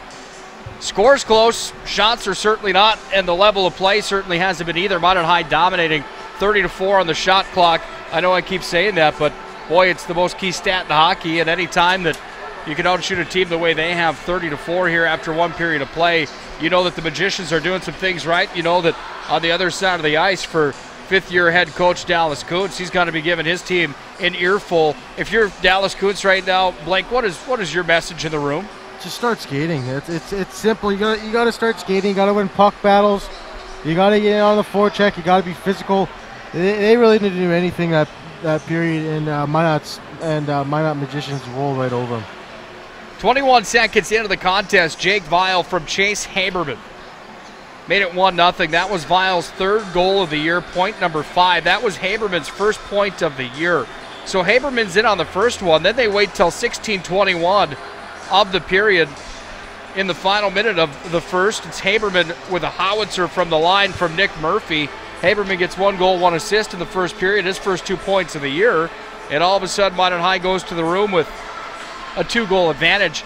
As you know, anytime you can score in the first 5 minutes, last 5 minutes of a period, it's certainly good for momentum. But my, oh my, when you can do it in the first 40 seconds or the last 40 seconds, that's a whole other story. Exactly. It's always important, especially on a day like this, Hockey Day in Canada in Minot. You want to get off to a good start. It's a really good crowd here for a high school game, especially with a 5 o'clock start. And you always want to start a period strong and finish period strong. And Minot State played a really good first period. Anytime you can put, I'd say, 15 shots in a period, you have a decent period. They put up double that, 30. They're on pace for 90 shots. I don't think they're going to get 90 shots tonight, safe to say, but they're off to a good start for sure. Yeah, Minot High looking real good as the ice has been resurfaced inside a Pepsi rink. Hockey Day in Minot. Larry McFall and his staff, they had a barbecue down in the Zamboni room. They had some burgers and hot dogs down there earlier on today that were definitely good. I'm glad that I took the back door into the arena today. Mr. McFall, of course, joined me for the play-by-play and color commentary on Thursday night. He's going to join me for a few more throughout the year. He invited me down for the barbecue, and let me tell you what, you missed out. Did you come through that door down there and see the grill going? I did come through the door, yeah. I ate just before I came here, so shouldn't have ate them, but I enjoyed a couple burgers for sure. The hot dogs were where it was at for sure. Throwing some T-shirts out onto the ice here at the Pepsi rink are the cheerleaders. I grabbed a couple of those shirts earlier on tonight. They say Minot High Magicians hockey on them. Awesome stuff. All for Hockey Day here in Minot. 6 minutes away from the start of the second frame. Does Dickinson have an answer for the Magi? That's the question here this afternoon. Minot High looking for region win number 2 on the year. And a little bit of a rebuttal inside of the conversation across North Dakota after the shellacking they took on Thursday to the Bismarck Century Patriots 8-0. We'll come back to the Thrifty White Drug Intermission Report. When we do, we'll get ready for the second period. This is Minot High Magicians Hockey.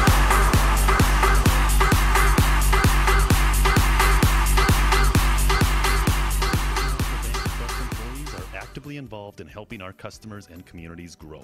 This is Kevin Vigestad from First International Bank and Trust, member FDIC, equal housing lender. Whether it's coaching a Little League team, leading through involvement with nonprofit organizations, or a proud Beaver booster, know that all of us at First International Bank and Trust are committed to giving back to the places where we live and work. Hi, my name is Marshall Knop. I'm the manager of the UPS store here in Minot. It's time to make sure your holiday gifts arrive on time and unbroken. It's why at the UPS store we offer our pack and ship guarantee. We can pack, ship, insure your item, and get it there on time. 100% guaranteed. If anything were to happen, you're covered, and so is your package. So ship away for the holiday. For the finest in packing and shipping, the UPS store. We're at 1940 South Broadway or online at theupsstore.com. Planet Pizza. 4 systems go for lunch. 3 when supper time's a crunch. 2 T-minus now it's time 1 for Planet Pizza. With lots of space for fun, there's room for everyone. Don't be an alien to Planet Pizza.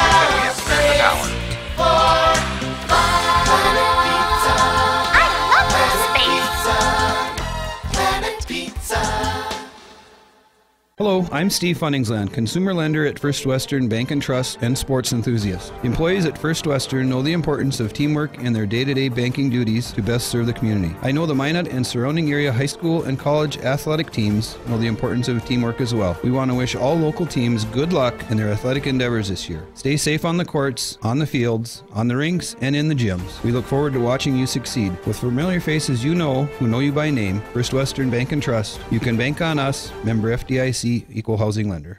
This broadcast presentation of Minot High Hockey is brought to you by First Western Bank and Trust, Premier Chiropractic, Tecta America Dakotas, Ralph's Plumbing and Heating, Surf Valley Dental, Cadova Mexican Grill, Thrifty White Drug, First International Bank, Duffy's Hockey and Sports, Minot Hockey Boosters, Buffalo Wild Wings, IMM, Minot's Finest Collision Center, Vibeto Orthodontics, Elevation, Pro Style Production DJ Services, the UPS Store, Bremer Bank, and Planet Pizza.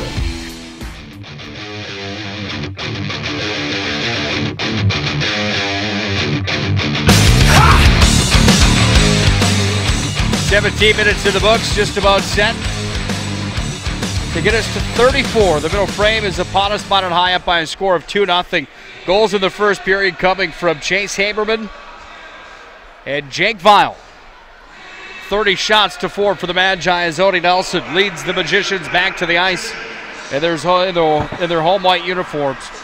Waiting on the arrival of the Dickinson Midgets. Nick Holberg alongside Blake Friars for the call tonight here on ProStyleProduction.com. Double header on Pro Style Productions Network here tonight. Minot State coming up next. What do we expect out of the call tonight? You've got the duties of the play-by-play for Minot State tonight. What do we expect? Oh, for sure. I think it's going to be a barn burner tonight.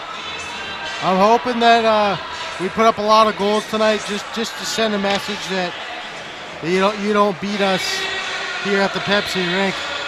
Like the Jimmies came in a couple weeks ago and stunned the whole hockey world and gave Minot State its first loss since 2014. 57 wins in a row on home ice. It was just an incredible run for the Beavers. But tonight should be a good matchup for the Beavers tonight. You ever heard of something like that? 57 straight on home ice? Honestly, I've been watching sports my whole life. I haven't seen anything like that. Maybe college basketball, the only thing I can really think of. But for hockey, absolutely nothing. Never heard of anything like that before. That game comes up next. 8 o'clock face-off tonight. Minot State, Jamestown. They'll go toe-to-toe. Jamestown's also decked out in black and orange, just like the Midgets from Dickinson here this afternoon.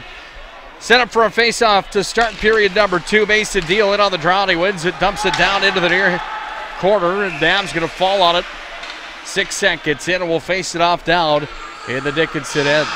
If you're the Magi coaching staff, you heard Jordan Willard at the break talking in our Thrifty White Drug Intermission Report. As a coach, how do you like to handle that? You just go into the room and have a smile on your face and say more of the same business? Let's keep the train on the tracks, or what do you say? Try to keep the boys as loose as you can. They're sticking to their game plan, hard on the forecheck, physical. They're winning all the puck battles, and you gotta love if you're a head coach for the Magicians. You gotta love your first period for sure. Puck goes up off the dasher across the Dickinson bench. Now the Magi back in, Weil away to the near wing. Back trying to feed it to Zeal, and back the other way we go. Cody Shepard lost it at neutral. Deal took it away from him. Now Weil back to Deal. Deal hounded now. Deal ridden away there from Pavic. Over the corner from Stenberg. Pavic's got it back, and he flips it out to center with the 9-iron. Comes away to Hertz. He can't unload that one, and it's going to be dumped down from center by Karski. 5-for-5 change for the Midgets. Frees some space now for Peterson. Off the wall to Stenberg. Into the zone with it. Didn't get it as deep as he wanted to. Peterson gets it back, and Peterson moved it in. But here come the Midgets the other way, and this is Grohl. Grohl's in with it. Now away to Pavic again. Sent in front, Odie Nelson. Point blank with the pad, made the stop. And the Magi push to center. This one goes off of Plemmel's skates, and Plemmel's on the retrieve in the corner. Plemmel sends it in front, trying to feed Philly, and couldn't pull the trigger. And Pavic brings it back the other way. This is Peter Pavic, the older of the two Pavics. Joe Pavic, the younger brother.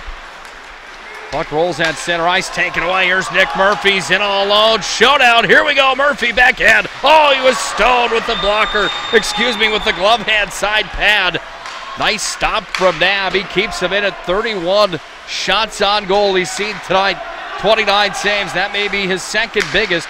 The flashy one with him in the first was for sure worthy of Sports Center. That one as well. As a goaltender, when you're one-on-one, mano on a breakaway, you always want to make the player make the first move. You don't want to bite, and you want to force the shooter's hand to make a move. And the goaltender Nab stayed right with him, and with a nice glove save there. Face off at center ice. Nelson's out on the draw. He went up against McCorney. McCorney wins it, sends it off the near side wall for Friedrich. Back to Haberman. Chipped in. Haberman can't hold the line there, and he has to retrieve. It's Logan Broughton it back in his own territory to do just that. Broughton up to Bergerud. Then he gives it away to Nelson. Boy, there's some synergy tonight from the Magi. Nelson in, whistled it up and wide to the blocker side. Puck goes away, back out to center ice, crossing neutral with it. Urlacher. He'll bring it in. Urlacher hauled up on the play, no call. Dickinson fans are all over the stripes. They wanted one there. They're not going to get it. Hunter Cope back to Bergerud. Offensive zone they come. Bergerud way to the near side wing. Nelson takes it away, turns it up towards the net. Flew over the head of Nab, and it goes back away to Cope. Bottom of the circle underneath the net. Just about 3 minutes into period 2. Broughton at the point. Bouncer comes in, knocked down with traffic in front. Cope's on the retrieve. Now Nelson's got real estate. He just sends it up back to Broughton. One-timer save, rebound shot. Oh, Hunter Cope sent it through the blue paint, but wide. He had a yawning goalmouth staring him down. He just couldn't find the twine. Puck was rolling a bit on him too there. Just rolled off the end of his stick right when he went to shoot the puck there. Puck goes into the Dickinson bench. That one almost hit Dallas Kuntz, the head coach. 2001 graduate of Dickinson High School. Played with a goaltender by the name of Civarella. We talked to him before the hockey game tonight. I said, did you play back with the guy that had Civ on the back of his mask? I always thought that was interesting as a younger guy watching Civarella played. He had Civ in goal paint, or in paint on the goal mask on the back of the helmet. And I thought, what is this guy doing? He must be crazy writing Civ on his goal mask. Here it was short for his last name. Kuntz told the story tonight of how he used to hear the Civ chant where they went around the West region. It kind of pumped him up because that was his name. It was like they were chanting for him. Minot High dumps it back down to the corner. By the way, the year was 2000. Dickinson made their first ever state tournament appearance in their program history. Drive comes in, save, rebound. Nab's going to gobble it up. Is right on the back doorstep again. Davis deflected that one. Abrahamson was there ready to pounce as well. So they make the tournament in 2000. That was their first ever appearance. They take a 16-year hiatus from the big dance over at the Ralph Engelstad Arena and the one tournament that was held at Shields Arena at that time. Then in 2016, under the new direction of Dallas Kuntz, the new head coach, they returned back to the state tournament. Then they did it again last year. And in my opinion, I would have to think Dickinson's probably going to be the fourth representative out of the West again this year. Then again, you never know. Jamestown gave Bismarck High trouble the other night. Mandan just doesn't look that good to me. Williston seems to be off quite a bit. Mountain Rugby and Hayes and Beulah may be irrelevant also, but we'll find out when the cards fall at the end of the year. Early in the season, plenty can happen until then. Abrahamson threw it off of Andy Carton, the official. Puck bumped back up to the line. Hertz had to race over to the wall to pick it up. That frees some space for the midgets and Pavic. This is Peter Pavic. Cleared it ahead forward. Puck taken away, and here comes the big Bruley 26, Hughlin. He's back in, backhand. Hughlin walks in, sent it up and wide. Odie Nelson on the glove side, coming from the blocker corner. Hertz wheels and deals. Hertz lost an edge. Pushes the puck into the offensive zone. Then he's going to get back on defense because here come the midgets back the other way. Big crushing hit. That was Giese that got railed on the near side wall. Magi at center ice with Deal trying to get a handle on it. Deal's over there, hounded by two midgets. Still a scrub. 3 midgets over there now. Out with it comes Stenberg. Stenberg's got a man with him. Stenberg gives it back to Deal. Front of the net, he shoots it up and just wide. Trying to pick the blocker. Corner puck was on edge, and he sailed it up and over the blocker. Excellent opportunity for Jake Vile. I don't think he realized how much time he actually had. He probably could have took that one on the forehand and made a nice move there. Nab sees that one all the way from Haberman. Face-off coming on Nab's glove side. Well, Minot High comes into tonight's matchup on a 2-2 overall record. You look back to last year for the Magicians. They started their season with a 10-0 defeat at Central. Then they crushed Mandan 8-2. They lost to Century 6-5. That was in overtime. Win-loss, win-loss, win-loss, win-loss all the way until after Christmas. Here's a drive and a save. Rebound shot on Jake Vile in front of the net. No question about it. Put it on the ice and to the back padding inside the goal. And Minot High back on the board. 3-0, the levy broke. Nothing you can do for a goaltender there. He makes the first 2 saves. The defenseman can't clear it. Whenever you get a team in a line like that, 2 or 3 cracks at it, it's not going to be a good result for sure. Minot High's back on the board. Jake Vile puts that one into the back of the net. Mason Deal puts that one into the back of the net. Goal number 5, point number 5. Let's listen in.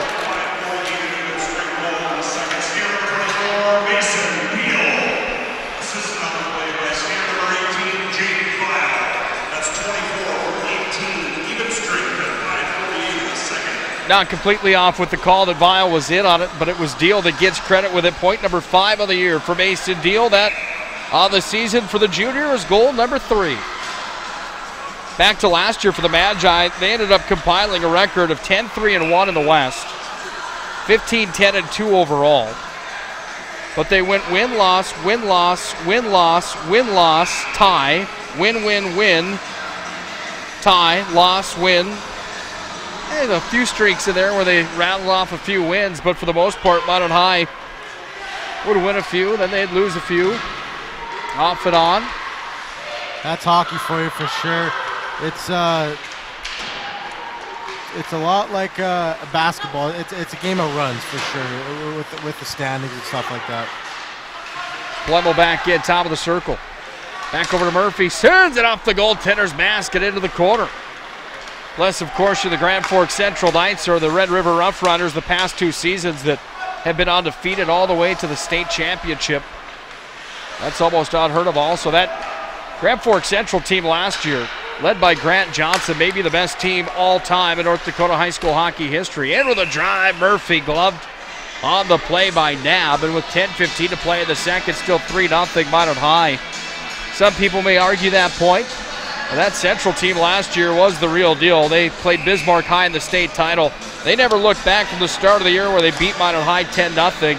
They finished the season with a 10-0, or they started the season with a 10-0 win over the Magi, a West Region foe. And they ended the season with a 7-2 win over the West Region foe Bismarck High Demons. Yeah, it's great for, like I said, for the city or for the state of North Dakota for sure. Nelson in, fires it up over the net. Bergerud back on the forecheck. Angry after he was mauled on the far side. Bergerud on angle shot, tucked it home. 4-0 Magicians as Bergerud has his hard work paying off. Goal number 2 on the year for Brock Bergerud. That one was kind of a filthy one. Put it on the ice underneath the goal stick. Get it in for a 4-0 lead for the Magi. And you wonder if you Dickinson, if you do consider to put the backup goalie in. You're up to 41 shots, 4-0. Goalie's getting a workout for sure. Riley Wittenberg played the JV game tonight. He's played 3 games, 84% save percentage. Here's Danny Sem. Unassisted, skater number 37, Brock Bergerud. That's 37, unassisted at 7-10, even strength. Some frustration from Dickinson's going to start to set in. So if you're the Magicians, you got to keep cool heads. Just play the game smart and don't feed into any of that negativity. Odie Nelson has only seen 5 shots of the hockey game. We're halfway through this thing. made another nice stop there. He was worked out a bit. Everybody keeps it cool. Face off on his glove side. Last year, the West Region standings ended like this. Bismarck High won it. They were 13-0, 21-5 overall. Minot High went 15-10-2. They took second in the West. Century was 16-9-1 overall. They took third. Dickinson finished fourth. That's how they all finished at the West Region tournament as well, and in the regular season standings. Back the other way, Pavic has it. Dancing down, looking for the outlet, trying to shuffle it ahead. This one goes up to center ice. Here's Opposda. Hard in on the forecheck, trying to trace that puck down. He gets a handle on it. Opposda looks to the forehand now, spins away from a man, and Opposda takes it underneath the net. Out of Gretzky's office for Abrahamson, sent it in front. Brett Davis fanned on it, and back the other way. Pavic is in. Pavic has a look at it, sends it in. Odie Nelson, the stop he's run into. Then Abrahamson comes in and takes care of his goaltender. Will we see any after the stop on Odie Nelson? Dickinson charging hard. That puck was so close to going in. His glove almost went in over the goal line. He used his skates from the back of the net to hold the glove from above the goal line. Because, you know, if you catch the puck and the glove is behind the goal line, it's still a good goal. Face off on Odie's glove side. It's a lot of fun to watch high school hockey when the officials let them play. Oh, for sure, absolutely. Any league, you want to let them play for sure. Stenberg in, whistle to rocket up and over the glove with a wrister. Right in the center slot, now Vial underneath. 21 penalties called in the game on Thursday night. Yeah, for a fan and playing, you don't like seeing a game full of penalties. It's not very fun when either team's in the power play most of the game, for sure. That was my biggest grievance with Thursday night. If you watch if you listen to the broadcast on Thursday, I kind of got a hard time from some people about being on the referees a little too much. And again, my words to it were just listen. 21 penalties in a high school hockey game of Minot High last year and the year before was one of the least penalized teams in all of North Dakota. They're not a dirty hockey team. They're not a chippy hockey team. It was Bismarck Century against Minot High in a West Region showdown. Tabbed as the two best teams in the West going toe-to-toe, and Minot High was shorthanded for nearly the entire 17-minute third period. Century scored 5 power play goals in the third. At a certain point, the whistle needs to go away, just like it has tonight. This has just been a hockey game where they've let them play. They've let them iron it out. 2 power plays tonight. Here's a drive, comes in. That one hits Stenberg right on the back of the leg from Jake Vial. Stenberg holds it, gives it down to Deal. He's got Vial with him. Deal back over to Vial. Minot High handling now with Jake Vial, trying to feed it across. Haberman, 2 points tonight. Whistled it in. Haberman at the line, couldn't hold it in. Backhands it across, so now Broughton has it. Officiating something I never want to do, and I'll never do it. I'll sit up here in the booth. I give those guys all the respect in the world. But like I told Larry McFall that night, Dickinson charged with a high stick here with 7:39 to play in the second, 4-0. Like I told Larry McFall that night, I mean, that doesn't, just because they do it and I don't want to do it, doesn't mean that they can't have a night where they're frankly bad at their job too, you know? I mean, and there's no polite way of saying that. That's my opinion compared to somebody else's, but that's my opinion. Timeout on the ice. 4-0 Minot High with the lead. We'll break aside for a moment as well. This is Minot High Magicians Hockey. Hi, my name is Marshall Knop. I'm the manager of the UPS store here in Minot. It's time to make sure your holiday gifts arrive on time and unbroken. It's why at the UPS store we offer our pack and ship guarantee. We can pack, ship, insure your item, and get it there on time. 100% guaranteed. If anything were to happen, you're covered, and so is your package. So ship away for the holiday. For the finest in packing and shipping, the UPS store. We're at 1940 South Broadway or online at theupsstore.com.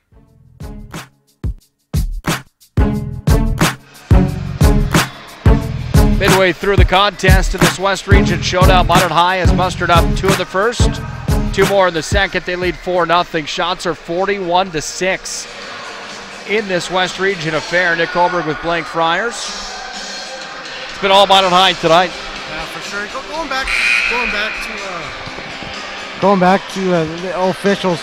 Very hard to find good officials these days because they get so much criticism, and frankly, they just don't want to do it anymore. They don't want to put up with the BS that goes along with it, and it's disappointing because the game of hockey is so good.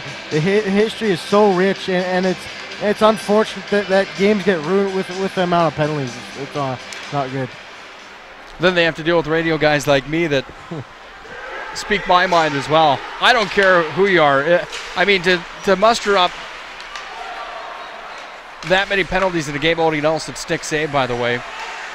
To muster up 21 penalties in a high school contest through 51 minutes. I mean, to me, that sounds like a game that just got out of control and things were greasy and chippy and it was an old school, some vendetta out there kind of stuff. It wasn't that kind of game. It was not that kind of game at all. It was just a game like this. If those referees would be reffing this one tonight, and then I'll make my point and be done with it.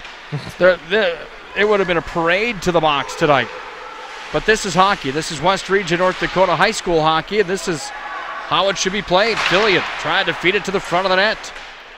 I just want to see two teams get up and down the ice and play each other and see who the better team is when it's all said and done. Murphy sweeps it back over to Plemmel. Back over to Murphy. Puck was taken and launched up ahead by Hughlin. He can't clear it as Peterson held the zone. Now to center ice. Pavic has it again. This is Joseph Pavic in with the puck. Number 4 in the state. Feeds it in front. Odie Nelson stoned him with the pad. His best save of the night for sure. 8th save of the hockey game. Right at the Dickinson bench. Might have been too many men on the ice. They don't blow it. Then the Magicians might have got away with one there as well. Tit for tat. Sent back in. Underneath. Odie Nelson wrapped around the wall near side. Tried to push it up to Hunter Cope.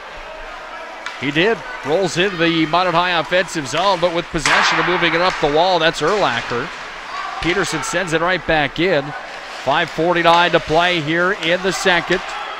Shots are 41-8 in favor of Minot High. At the end of one period played, Minot High had the 30-4 advantage. So Dickinson definitely tightening it up just a bit. I wonder what the record is for most shots in Magicians' history in a single game. Larry McFall would probably have that answer. I've got some records at home sitting on the office desk that aren't with me here tonight. I don't know that answer. Throughout time, since the program came into inception back in the 70s, there's had to have been some contests where we put it to some teams and some teams put it to us. I guarantee you that. I don't know the answer to that question. Something, a trivia question that Mr. McFall may know. We'll pick his brain maybe at the break. 5.5 to play in the second. Minot High's up by 4. They look for more now with Nelson crossing into the offensive zone. Then Cope. Bergrud, he's got the latest goal for the Magi, his second of the year. At the point, Cope holds it in. Bergrud's got it. Bergrud turns it in, whistled it right into the midsection of the Dickinson netminder nab. 5:11. Play in the second. I'm just looking at the roster here. The Magicians got 13 seniors. Boy, that's almost half the team that they're going to be losing next year. So they're going to have to get some freshmen in here next year. It's going to be very important recruiting class next year. Out to center ice. Here's a chance for Drew Halsey. Halsey in.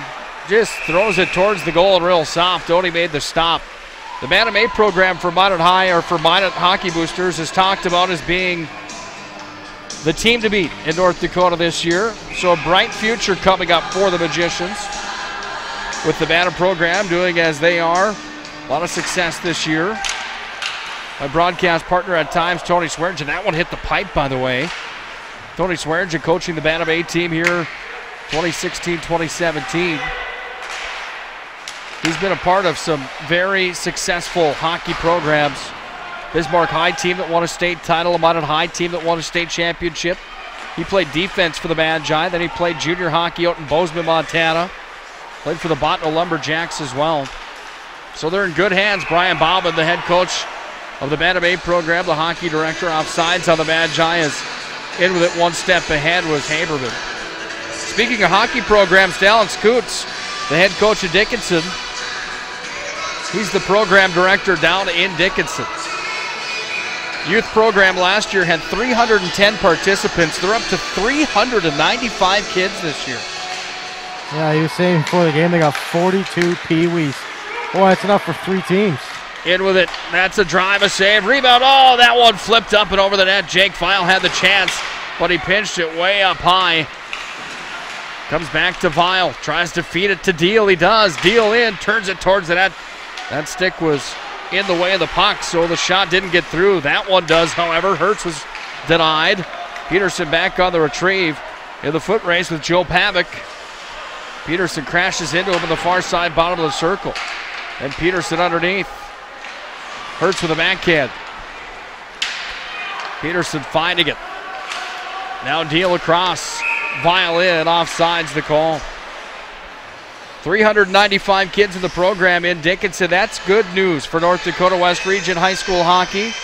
It's only going to make things better as time continues. The stiffer the competition, the stronger the conversation becomes for guys like Joey Pavic to go on to play at the next level. Players for everyone else in the West, the stronger the competition, the better it is for everybody all around. You look at kids like Mike McChesney and Jersey Martin, both playing in Estevan of the Saskatchewan Junior League. It's pretty impressive stuff. Turnover. Here they come back the other way. A drive. Odie Nelson with the glove. Saw that one all the way, and Odie sharp his attack for only seeing 11 shots here tonight. Speaking of North Dakota, did you watch that the game last night against St. Cloud?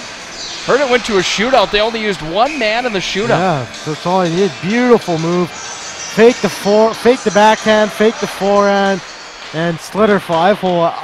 I'm not a fan of the single elimination shootout, but that's the transition they're going to in college hockey. It's in the ACHA as well. The first time I seen that, I was a little confused. I thought maybe they just didn't know the rules, but yeah, they changed it in college hockey altogether. It's a single elimination shootout. I'm not a fan of the shootout in general.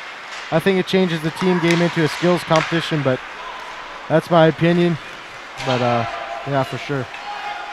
John Lazat, former Grand Forks Red River Rough Rider, former Minot Minotauro, played in that game last night for St. Cloud, one of the key cogs on the back end for the Huskies. Here's Plemmel, takes that one with the glove after a Hail Mary pass was thrown up by Broughton. That was a nice play. What a pass, that's right. Nice glove save. Casey Johnson was playing in the game last night as well. Casey Johnson played for the Minot Minotauros 2 seasons ago. He was a Grand Forks Central Knight. In on the draws, number 36. That's Nelson. If that would have been number 26, that would have been Peyton Fillion, the son of Tom Fillion, who was one of the best to ever play at Minot High School. He played for the University of North Dakota. Dumped in from center ice. You'd be surprised, Blake. I know your history on North Dakota high school hockey, probably not that sharp coming down from Estevan and being the Beavers play-by-play guy, but here's a turnover in front of the net, a drive. Oh, that was a gimme putt, and the stop was made. Plenty of players come out of the North Dakota program. Yeah, TJ Oshie, Brock Besser, Jonathan Tays, just a few names that I know, but yeah, North Dakota, the Fighting Sioux, or Fighting Hawks, I guess I should say now. Here's Hunter Cope. He's in all alone. Cope takes a look, fired. Oh, he's hacked from behind. Do we see a penalty shot here? We will. Yes, we will. Penalty shot. Andy Carton calls it. And we've got the old school showdown. Mano a mano. The goaltender against Hunter Cope. That was the right call for sure. Slashing on the hands and on the stick too. Hunter Cope doesn't have any points on the year. Can he get one here? This would be a big one. Yeah, a lot of guys come out of that North Dakota program to go to the show. My point was in high school hockey, a lot of players from the North Dakota high school ranks end up at D1 and then on to those places like that. Some talent around the state of North Dakota. 1 minute, 59 seconds to play in the second. It's Hunter Cope, the right-handed shot. He's got a penalty shot here and a clear look in on Nab. Cope in, turns it towards the net. Put that one over the blocker. Scoops the ice on the knee. You bet, young man. First point of the year. Filthy little snapshot. It's 5-0. I'm a fan of that. I love the snapshot coming in, straight line, right down the middle, and just beat the goalie cleanly. I'm kind of an old school guy, not a fan of the dipsy doodle in the shootout. But yeah, very good shot there right over the blocker. Brought the fans to volume, and Minot High leads this one 5-0.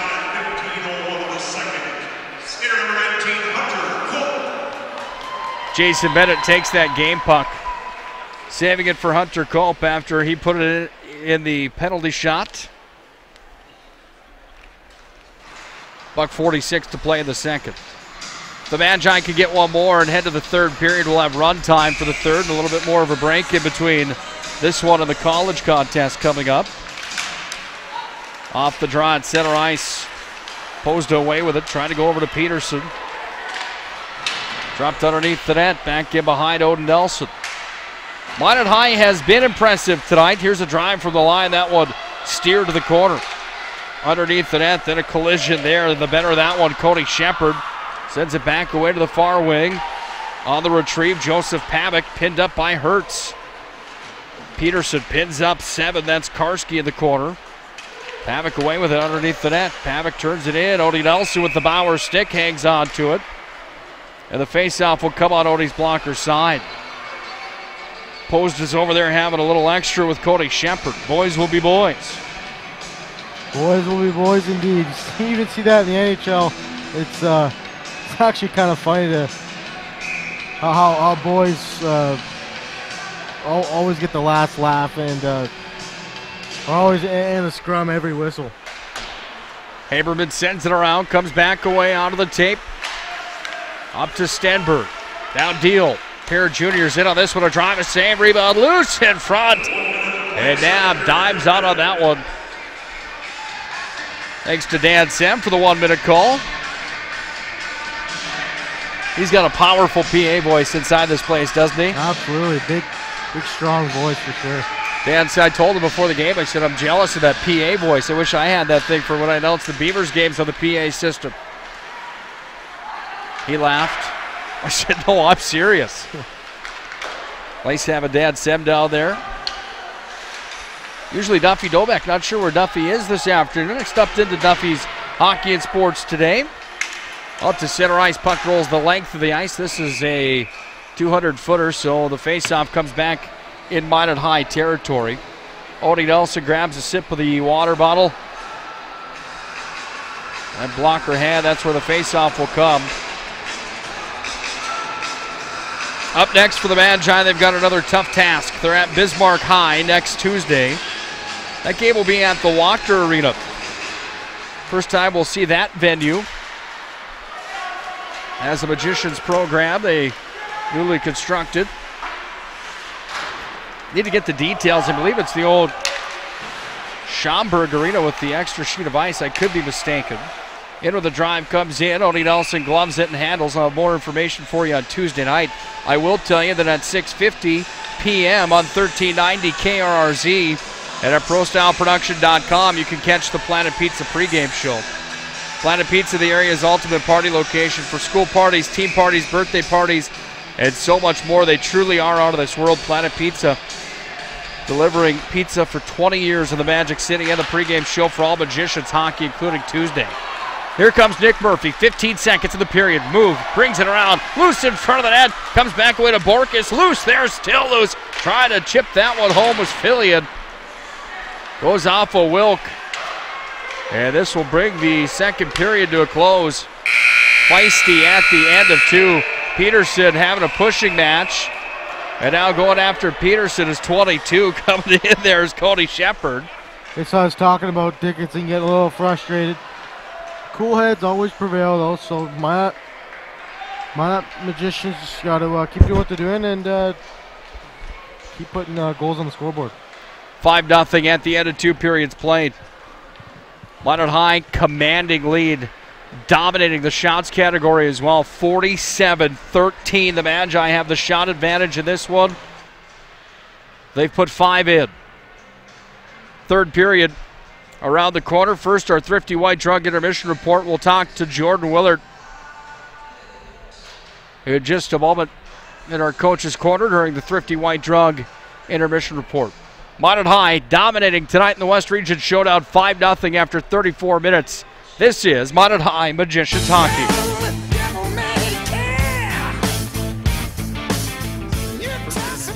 Trust employees are actively involved in helping our customers and communities grow. This is Kevin Vigestead from First International Bank and Trust, member FDIC, equal housing lender. Whether it's coaching a Little League team, leading through involvement with nonprofit organizations, or a proud Beaver booster, know that all of us at First International Bank and Trust are committed to giving back to the places where we live and work.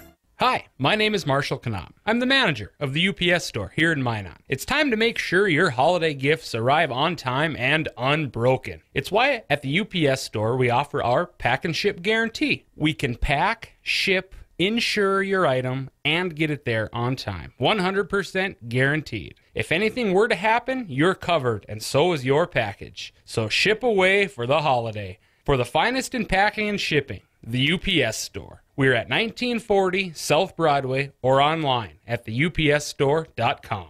Planet Pizza. All systems go for lunch. 3 when supper time's a crunch. 2 T-minus now it's time for Planet Pizza. With lots of space for fun, there's room for everyone. Don't be an alien to Planet Pizza. Space for fun. Planet Pizza. I love Planet Pizza. It's time for the Thrifty White Drug Intermission Report. Thrifty White Drug, where your healthy outcomes are our priority. 5-0 Minot High with a commanding lead in this West Region Showdown on a Saturday night here at Pepsi Rink Hockey Day in the Magic City. Nick Holberg here for the Thrifty White Drug Intermission Report. We've got Jordan Willard ice level again. Coach, what more can you say about your Magi tonight? You've really got this thing almost put in cruise control. It looks like shots are 47-13. What are you most impressed with your hockey club right now? And are there any fixes that you see that need to be made from your hockey club? Well, again, I think there was a lot of hard work and a lot of compete in that period. I think we kind of got off the gas there a little bit. They might have won about the last 5 minutes of that period, just kind of pressing forward on us. Odie had to make a couple good saves there. But again, the kids are working hard. They're sticking to our system. They're doing the things we ask, stick, puck, body, and just, taking care of the little things out there. A lot of Blake's point at the end of the period there. Cooler heads will prevail. Is that a big message to your team in the room right now heading into the third period? Just try to stay out of some of the extra stuff? Yeah, I mean, we don't want anybody, number one, first and foremost, to get hurt.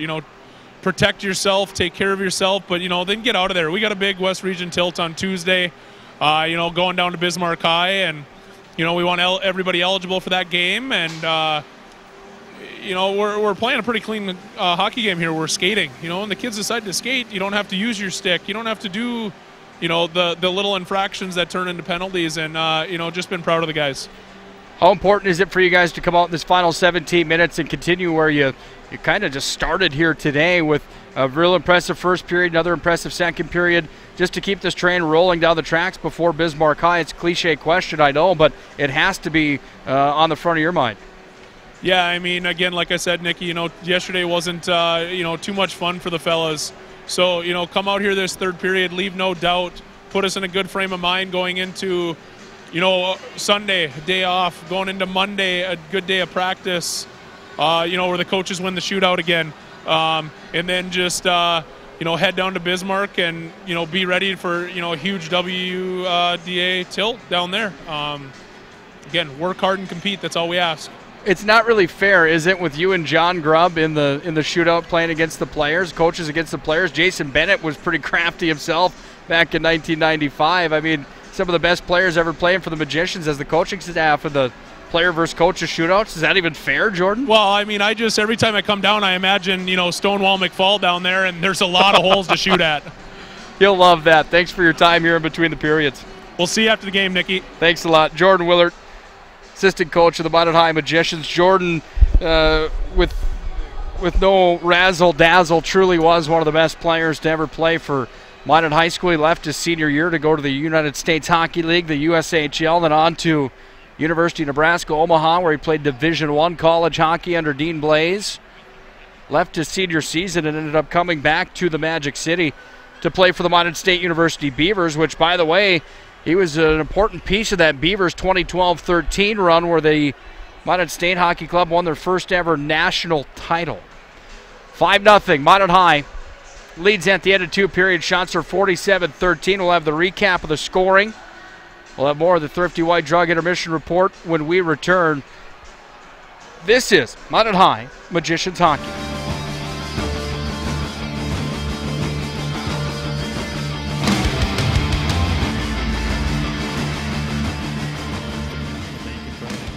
Actively involved in helping our customers and communities grow. This is Kevin Vigestad from First International Bank and Trust, member FDIC, equal housing lender. Whether it's coaching a Little League team, leading through involvement with nonprofit organizations, or a proud Beaver booster, know that all of us at First International Bank and Trust are committed to giving back to the places where we live and work.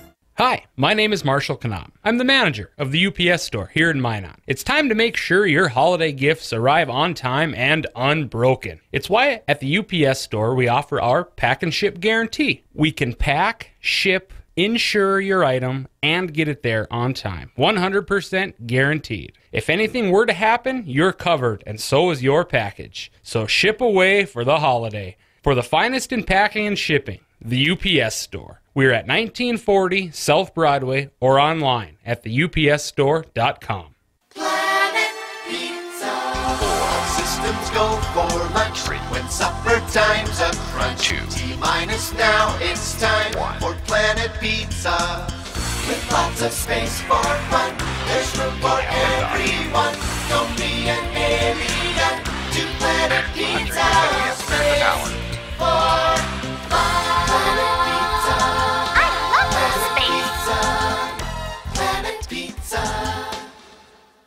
Hello, I'm Steve Funningsland, consumer lender at First Western Bank and Trust and sports enthusiast. Employees at First Western know the importance of teamwork in their day-to-day banking duties to best serve the community. I know the Minot and surrounding area high school and college athletic teams know the importance of teamwork as well. We want to wish all local teams good luck in their athletic endeavors this year. Stay safe on the courts, on the fields, on the rinks, and in the gyms. We look forward to watching you succeed. With familiar faces you know, who know you by name, First Western Bank and Trust, you can bank on us, member FDIC, equal housing lender.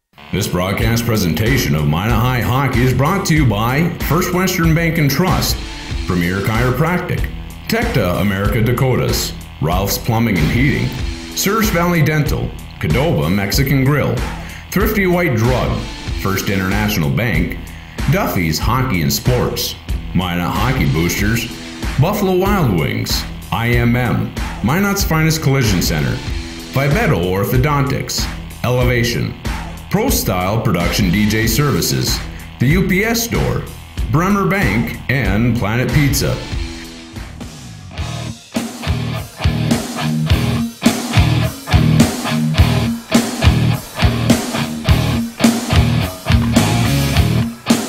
Minot High's got 5 different goal scorers tonight. They lead 5-0 over the Dickinson Midgets at the end of 2 periods played.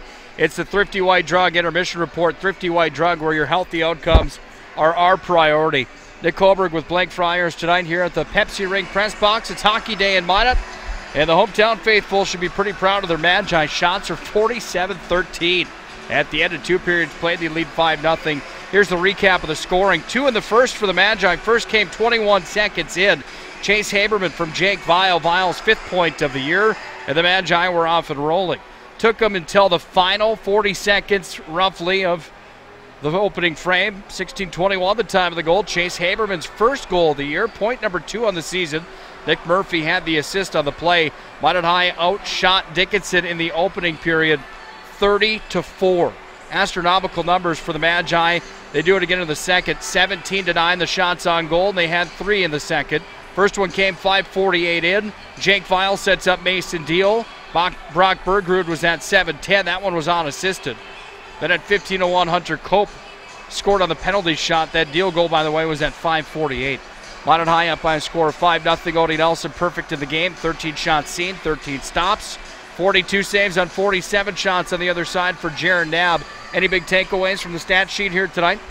Like you mentioned, the depth scoring. 5 different goal scorers. Always nice to see multiple people up front chipping in, especially for a team like the Magicians. It's nice to have depth in any team. You look at the Minot State Beavers. That's a big factor for them too. They both teams got a lot of depth. 5-0 in this one. The high school tilt tonight. Minot High dominating. Let's look at some of the standings around college hockey, junior hockey inside of North Dakota. And inside of North Dakota, two teams that play in the North American League. The Minot Minotaurs sitting on a 24-point season. They're in last place, 6 out of 6 inside the Central Division. 1 point back out of 5th, 2 points out of the 4th and final playoff spot. That's owned by the Bismarck Bobcats. By the way, those two teams going toe-to-toe tonight. Minot won last night against the Cats on home ice 6-2. That matchup tonight's a big one. That could put Minot back into a playoff position. Bismarck, they've been in some trouble as of late. They got some off-ice issues. It was more on-ice issues, but it was team personnel. Garrett Roth, all-time franchise leader for goals, assists, and points overall, is their assistant coach now. And a week ago today against the Austin Bruins was delivered a 24-game suspension for throwing sticks onto the ice after a 5-minute major power play resulted in 4 goals. 4 unanswered goals for the Austin Bruins. They took the lead. They were down by 3, ended up by 1, and Garrett Roth went off the rails. Threw every stick on the bench onto the ice. North American League didn't like it very much. It was all over Twitter and Facebook, everywhere on the social media world.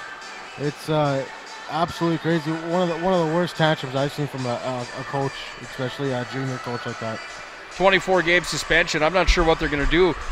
Mark Erickson was coaching last night with Lane Sedevy. He's the assistant coach for Bismarck High. He was on the bench last night with Lane Sedevy, helping with the Cats here in Minot. Minot and Bismarck go toe-to-toe tonight. That game at 7:15 at the VFW Sports Center tonight in Bismarck. Austin in first, Aberdeen in second, Brookings in third, Bismarck in fourth, Minnesota Wilderness fifth, Minotauros in the cellar in sixth. See what happens here tonight. Division I college hockey inside the NCHC. North Dakota leading the NCHC standings, sitting on a record of 5-2-2. They've won in a shootout 2 times as well, so 5-2, 2-2. So North Dakota is at St. Cloud again tonight. St. Cloud currently sitting in second inside the conference. Denver, Western Michigan, Colorado College, Miami, Minnesota Duluth, and Omaha round out the NCHC conference standings. This is even more important than that in my mind at times. Where are they on the map inside of the nation? Well, Denver's number 1 in all of college hockey. St. Cloud is number 2. 9 first-place votes for St. Cloud, 39 first-place votes for Denver.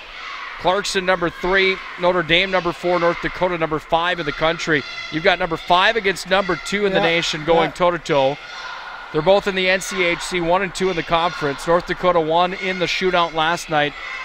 That's a fun one when they get geared up to go again tonight. That's kind of a marquee matchup, would be an understatement. If they get the sweep over St. Cloud, they could possibly jump from number 5 into the top 3. Anytime you're a top 5 team and you beat a team in the top 2, you're bound to jump up in the standings for sure. Minot State hockey back in action tonight. You know more about the Beavers as far as the stats are concerned. Where are they at? They're independent. They're not in a conference, but where are they at in the rankings? It's a club team in the ACHA Division I. They were number 1 for 5 straight weeks. Slipped down to number 2 for 2 weeks, and now they're back up to number 1. They're going to be facing the 15th ranked Jamestown Jimmies tonight, and Jamestown Jimmies beat Minot State at home, like we mentioned earlier, and Minot State is going to be very hungry tonight.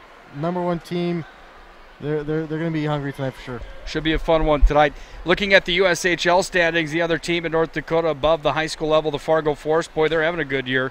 Dominating up top, 22 games played. They're 14-6, 1-1, 30 points at the top of the ladder.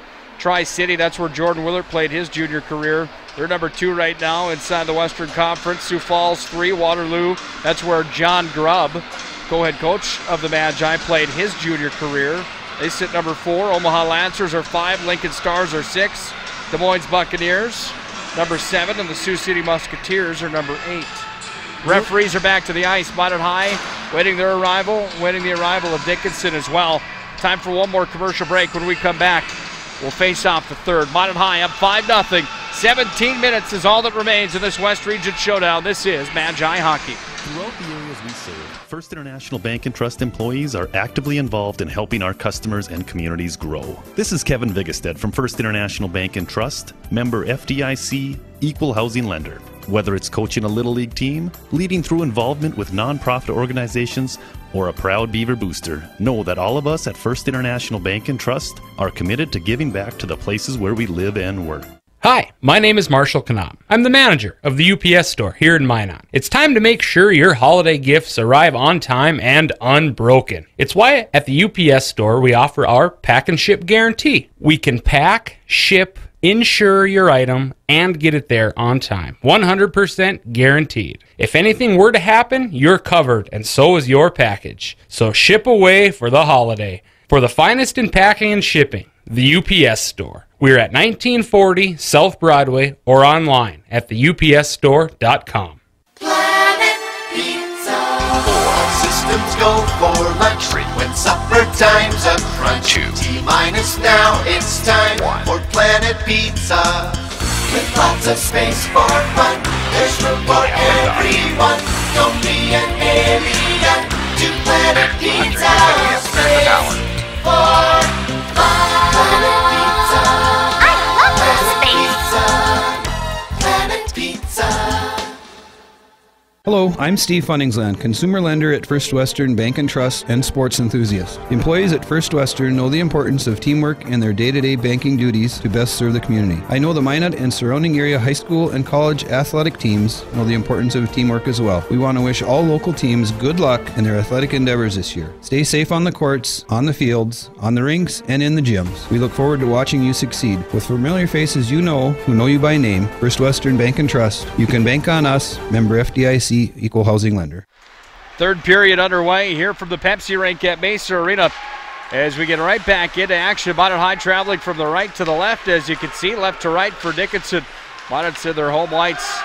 Here's Chase Haberman up through center. Not sure what he had for breakfast today, but boy, he's been on fire. 2 points in the game, sends it down. Stemberg underneath, now Deal. Trying to bring it back up. Logan Broughton sends it in, tipped in front of the net. Paddle of the goal stick was there, then Deal's on the back doorstep. Deal trying to work it back away onto the tape for Stemberg. Another conversation. Stemberg points up at the score clock and says it's 5-0. Conversation continues as Jaron Hugland has a conversation with Stemberg all the way back to the box. That's all you can do right now whenever you get in a scrum. Point at the scoreboard. 5-0 is the only score that matters, for sure. Face-off will be on the blocker's side. Nab's been good tonight. He's seen 48 shots on goal. He stopped 43 of them. Underneath the net, away to the wall. Fillian's out with it. Brought it to the center slot. And the Midgets pushed to center.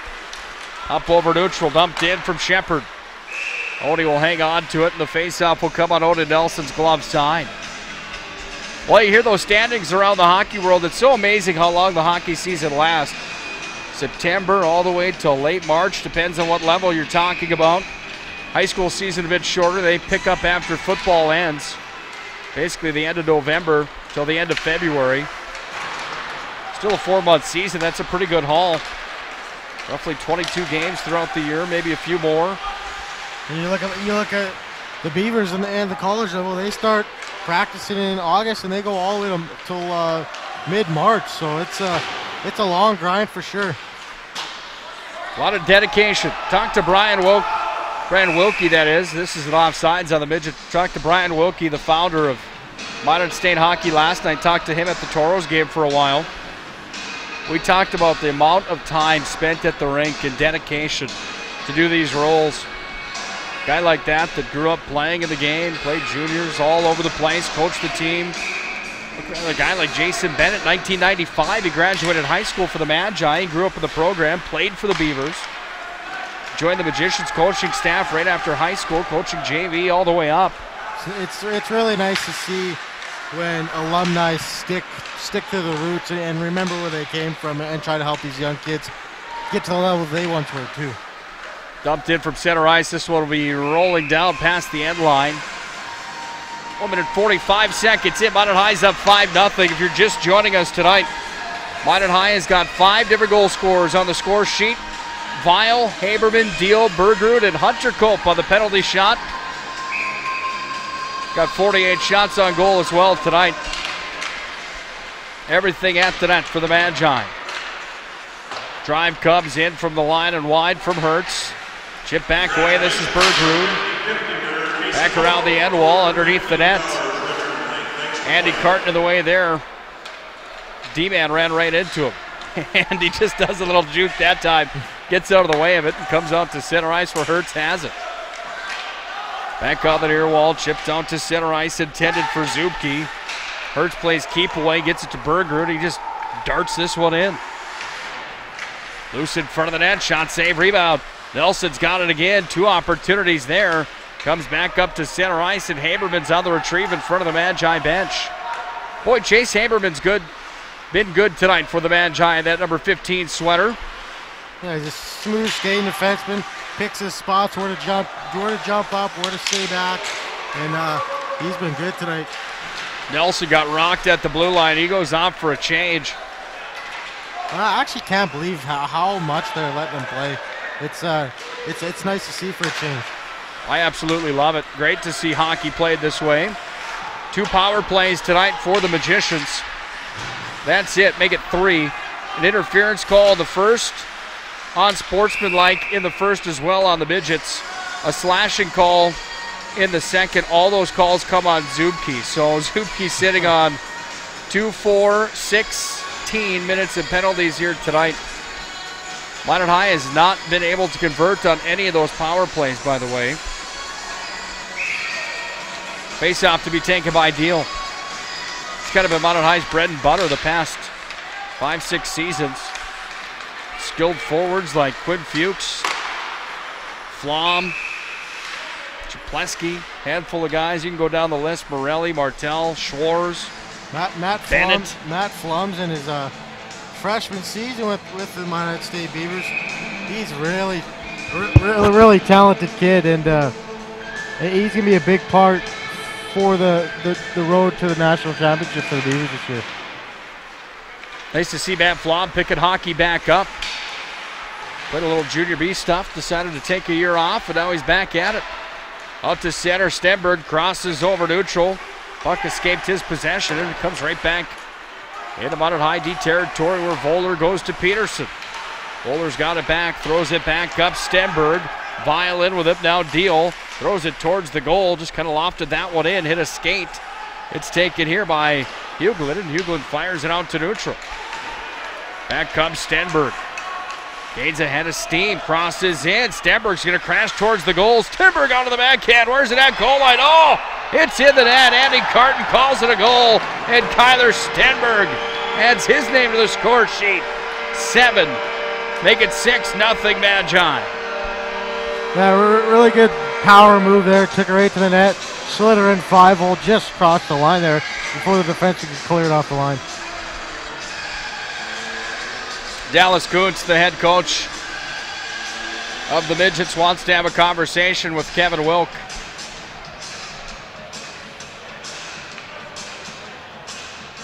And Kuntz not happy about Minot High putting that one in. So you had Century winning over Dickinson 11-3 last night. Got Minot High up on them 6-0. Now we go to run clock. Shots are 50-15.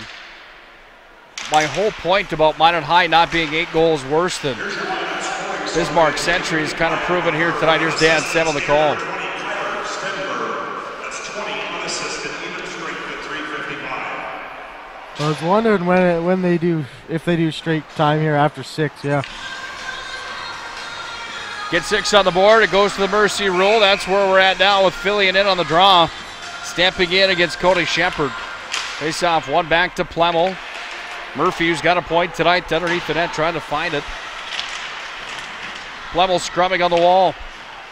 At the point, across the line, Haberman sends it down. Into the corner, Murphy. Chip this one ahead and out to center ice, they push. Karski. Interrupted by Broughton. That one went up the breezers. Fell out on the near side, and now it's Murphy that chips this one out. Then Murphy put the shoulder right into number 3. Look out, Warder took a hard hit there.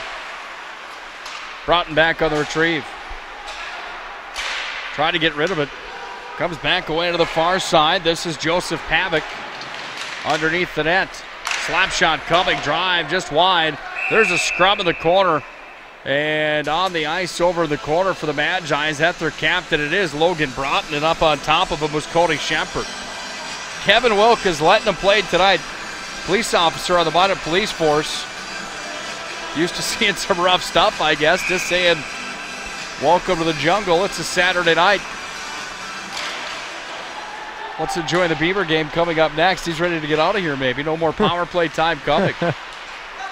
I think it's been a good called game tonight. Yeah, it has been. It's been very clean. There's been a couple big hits, but they're clean hits, and that's why there's been no penalties. It's been called fair. 3 penalties tonight. Drive in from center ice, glove down by Dab. You look at the 3 calls that were made. Zupke got called with an interference. Then he had some words for the ref, so not sportsmanlike. So you count that interference, and you count the slashing call. Basically just 2 blatant calls that you have to call that are... And of course the penalty shot too, yeah. Right in front of you. And the penalty shot, correct. Bergerud handling now, bottom of the circle. Nelson in front of the net, threw it towards the blocker pipe, but it went wide. Voller had the chance. That's Borkus on the wall battling for it. Voller whacks that one towards the net, but wide. Hertz takes the old axe out and sends it towards the goal as well, but missed again. Borkus hit the pipe on the drive from the top of the circle. 9.5 to play here in the third. We're in run time. Minot High looking to improve to a 3-2 record on the year. Tatum Hertz says, how do you like hockey day in Minot? Enjoy the bus ride. Grab some Advil on the way out the door. That was a monster hit. Minot High tried to improve to 2-1 in the West region. Dickinson's going to fall to 3-2 overall and 3-2 in the West if they can't find a way to come up with 6 in the next 9 minutes. And they've only mustered up 15 shots tonight. Just don't see it happening. Odie Nelson sticks it aside. Here's the post on the wall. Pins his man up and frees it for Peterson underneath. Well, Posda again. Shuffled forward. Odie Nelson's out to play it. And Odie just gobbles that one up. Peterson goes over there to take care of business as well.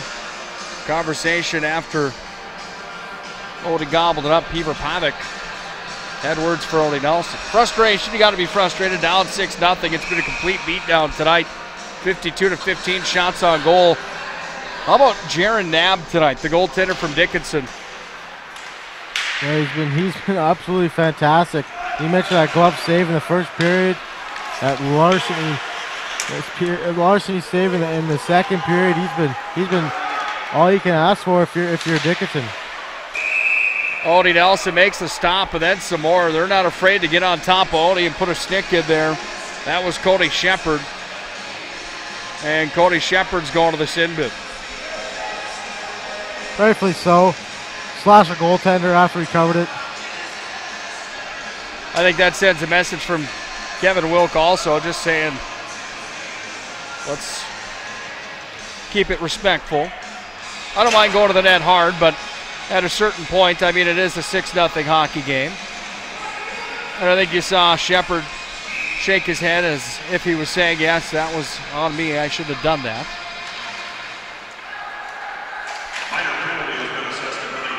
Here's Broughton underneath the net.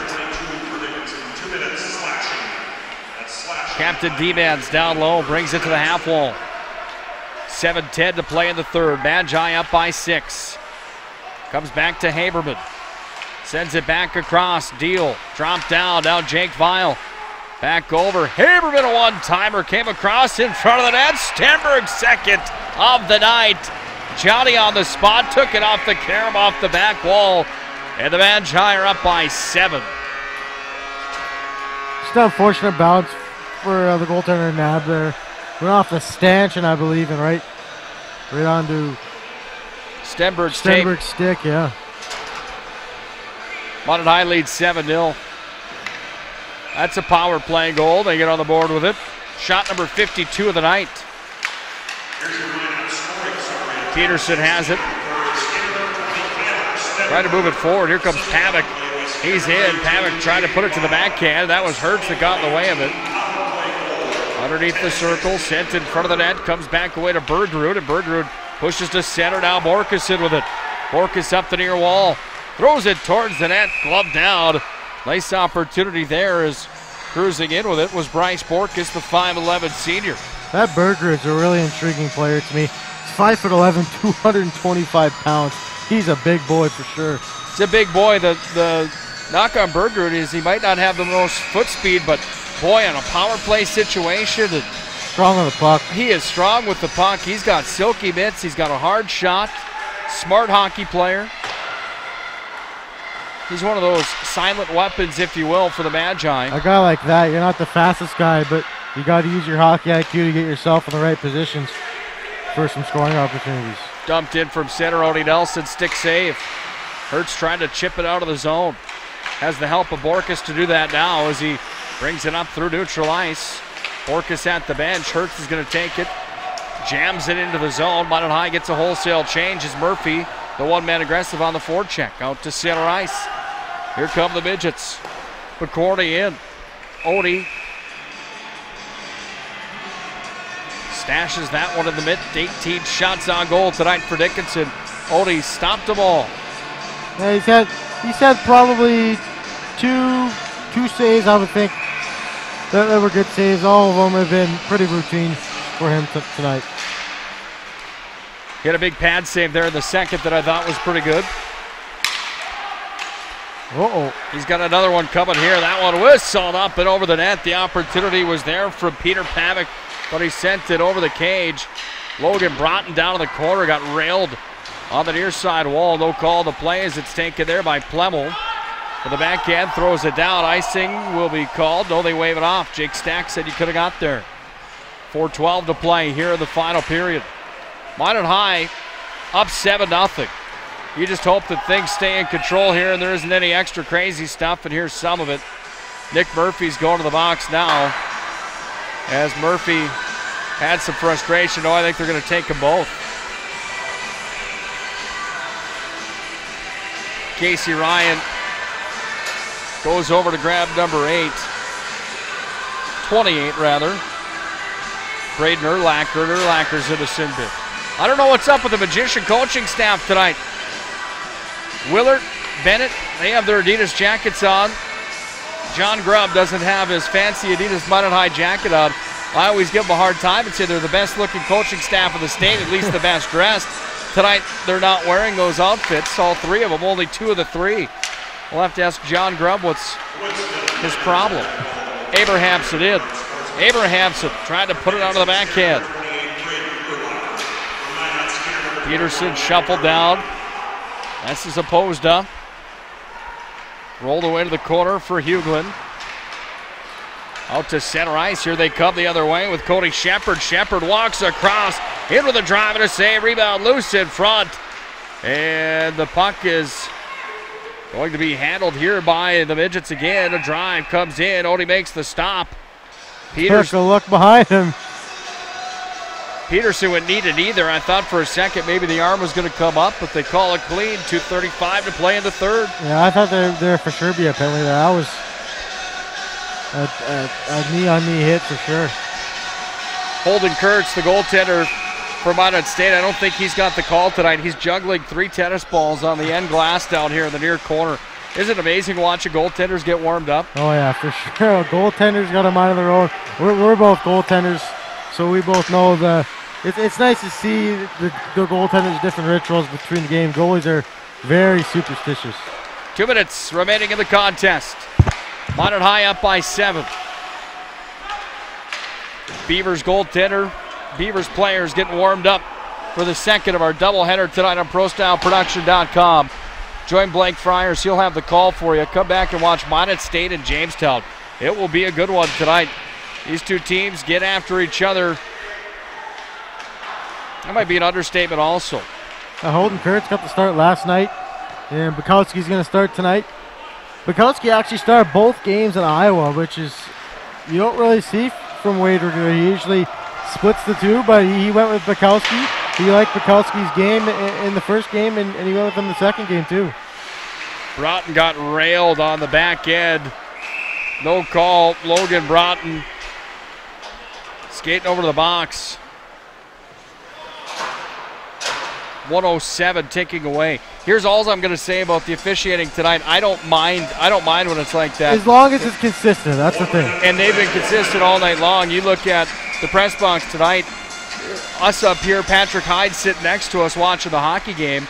One of the best players for the Magi, if not the best player. Thanks, Danny Sem, for the 1-minute call. Hyde's out after 5 penalties called against him on Thursday. He can't play. 14 more penalties called in that hockey game. I just hate to see it, whether they're committed or not. It just slows the flow of the game. It's not fun to watch. It's not good. So tonight when they let them play like this, I don't mind it, just as long as everybody stays healthy. That's the big thing. Odie's back to play it. Interference will be the call. 19 seconds, 18 caught him down. This is going to propel Minot High into the win column tonight. Peterson into the sin bin. Interference to call, 10 seconds. They might just let the air fall out of the tires here, and it's over. Minot High wins this one tonight, 7-0. Dominating performance over the Dickinson Midgets. 52-19 shots on goal. Blake, give me your thoughts before you go get the head coach's comments before game number 2 of our doubleheader at ProStyleProduction.com. It's the depth of this hockey team. 52 shots on goal. Anytime you're over 50 shots, great game, great team game for the Magicians, and hopefully they can gain some momentum from this big win here at home. Minot High cruising tonight. Thanks for your time, Blake. Best of luck with the college broadcast tonight at ProStyleProduction.com. We'll come back with the Buffalo Wild Wings postgame show. Before we do, we'll hear from our sponsors. Minot High sailing tonight. 7-0. Domination. 52-19 the shots on goal. We'll have the recap of the scoring. We'll hear from Jordan Willert, the assistant coach. We'll have all the analysis. 7-0, the final. Minot High gets the win. This is Minot High Magicians Hockey. This broadcast presentation of Minot High Hockey is brought to you by First Western Bank and Trust, Premier Chiropractic, Tecta America Dakotas, Ralph's Plumbing and Heating, Surge Valley Dental, Cadova Mexican Grill, Thrifty White Drug, First International Bank, Duffy's Hockey and Sports, Minot Hockey Boosters, Buffalo Wild Wings, IMM, Minot's Finest Collision Center, Vibeto Orthodontics, Elevation, Pro Style Production DJ Services, the UPS Store, Bremer Bank, and Planet Pizza.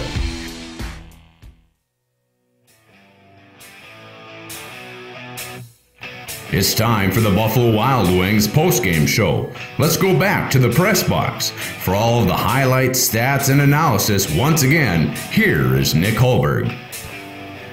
Minot High dominating tonight. They win this one. Final score, 7-0. On Hockey Day in Minot here at the Pepsi Rink.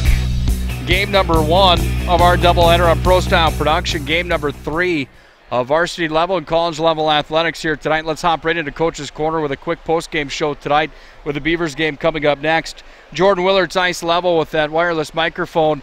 First question I have for you, A to F rating. I ask you this after a lot of these hockey games.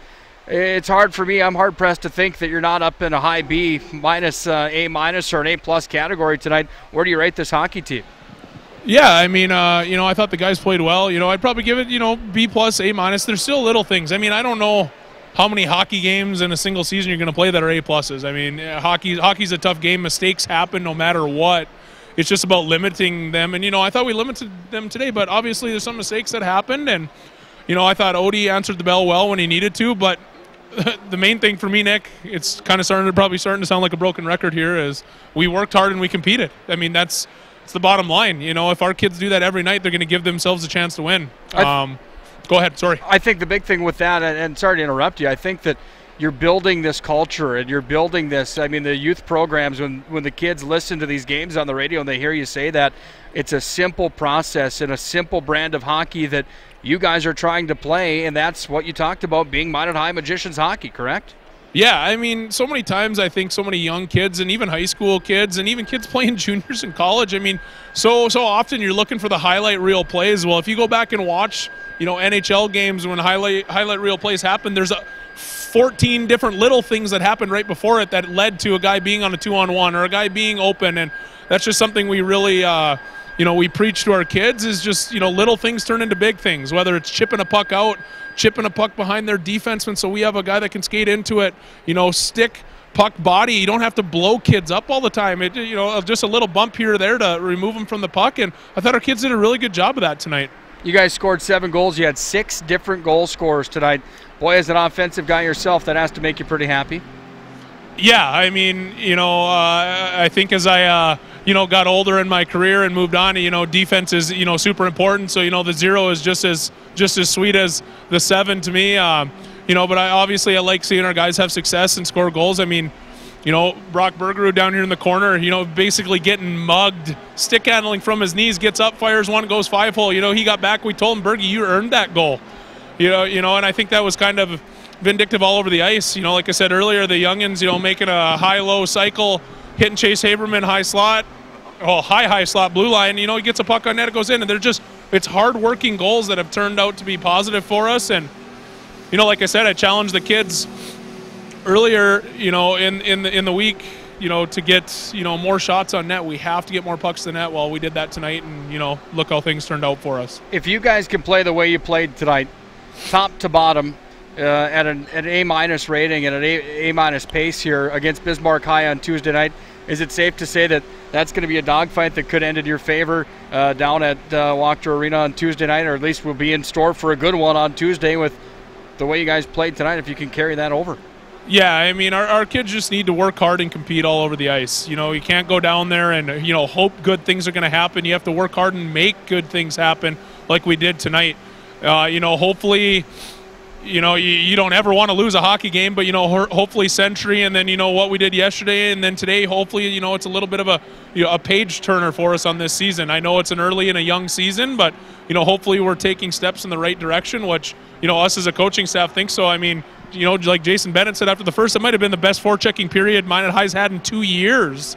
I just think that's, a real testament to how these kids, got back to the grindstone yesterday and, went to work and came here with an attitude that, we're not going to play hockey like we did on Thursday night, and, we're going to play hockey like we did tonight. So it was really awesome to see. Sure appreciate your time tonight. Can't wait to talk to you on Tuesday night in Bismarck. Congratulations on the win. All right, save some wings for me, Nick. You betcha. That's Jordan Willard, the assistant coach of the Minot High Magicians. Buffalo Wild Wings postgame show rolls on. When we come back, we'll have the recap of the scoring. The Magi win tonight 7-0 on home ice on Hockey Day here in Minot. This is Minot High Magicians Hockey. This broadcast presentation of Minot High Hockey is brought to you by First Western Bank and Trust, Premier Chiropractic, Tecta America Dakotas, Ralph's Plumbing and Heating, Surge Valley Dental, Cadova Mexican Grill, Thrifty White Drug, First International Bank, Duffy's Hockey and Sports, Minot Hockey Boosters, Buffalo Wild Wings, IMM, Minot's Finest Collision Center, Vibeto Orthodontics, Elevation, Pro Style Production DJ Services, the UPS Store, Bremer Bank, and Planet Pizza. Minot High wins tonight 7-0. Here's the recap of the scoring in our Buffalo Wild Wings post-game show tonight. Nick Holberg, happy to have you aboard, by the way. Buffalo Wild Wings, Wings, Beer, Sports. They also have a lunch menu. They truly are fantastic. We'll be there tonight after the Beavers contest. Jake Vial got it started 21 seconds into the game. Chase Haberman assisted him. Haberman then scored at 16:21 of the first. Nicholas Murphy had the assist on that play. Minot High out shooting Dickinson 30-4 in the first. They kept the foot on the throttle in the second, 17-9. The shots on goal, and they had their hard work pay off. Mason Deal at 5:48 from Jake Vial. Then it was Brock Bergerud, even strength goal at 7:10. Then Hunter Cope was awarded a penalty shot that he capitalized on at 15:01. Into the third period we went. Minot High only outshot Dickinson in the third period by a 5-6 margin. They got outshot 6-5 in the third. That is correct. 6-5. Dickinson outshoots Minot in the third period, but Minot still had 2 goals. Kyler Stenberg with both of them. First one at 3:55. Second one from Stenberg at 10:16 on the power play. Jake Vial had the assist on that one. 3-point night tonight for Jake Vial. Stenberg a pair of goals tonight. Haberman a pair of points tonight. Deal was on the board once. Murphy was on the board once. Hunter Cope and Bergrud also on the board one time tonight. Odie Nelson records his second shutout of the season. Minot's Finest Collision Center stars of the game when we return. This will be a tough call tonight for who should be awarded our 3 stars of the game, but we'll talk about it when we return. Minot wins 7-0. This is the Buffalo Wild Wings postgame show.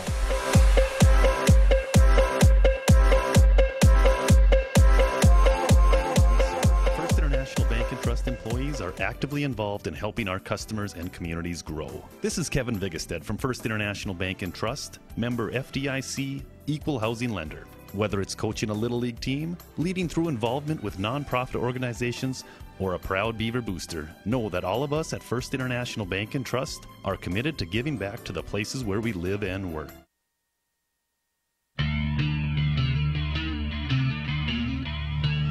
Buffalo Wild Wings postgame show for the matchup tonight. Minot High improves to a record of 3-2 overall.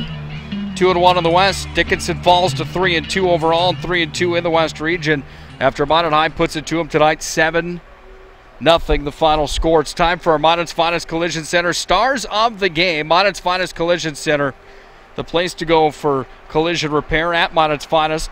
We ensure the proper procedures are followed to repair your vehicle so safety features are maintained to keep you and your family safe. We're more than an auto body repair shop. We are Minot's Finest. 701-839-0989. 7-0 shellacking tonight, handed out by the Magicians. How do you pick your top 3? Well, I don't know where to begin. Vial with a 3-point night. Haberman was awesome tonight on the back end. 1-1 for him. Stenberg a pair of goals. Guy like Brock Bergrud working hard again tonight, getting some things done. Hunter Cope scores on the penalty shot. Then you look at both goaltenders tonight. Odie Nelson pitches the shutout on the other side of the ice. How about the performance tonight? 45 saves for Jared Knabb. He gave up 7, but boy, the Magicians were hungry and buzzing all night long. Time for our 3 stars of the game. I'm going to give the goaltenders an honorable mention tonight. Both Odie Nelson and Jared Knabb deserving some credit tonight. Both goaltenders get an honorable mention here this evening. My number 3 star of the game tonight is going to be Stenberg. 2 goals in the contest tonight, both coming in the third period. Anytime you score 2, you got to be at least in the conversation. Vial's my number 2 star of the game tonight. He had 3 points tonight. He had 1 goal, 2 assists in the hockey game. Vial my second star. But Chase Haberman on the back end tonight, filling in for Patrick Hyde in a sense. Absolutely dominated back there. He was rewarded with an assist and a goal. A nice slap shot from the point that found the bar in the back of the net.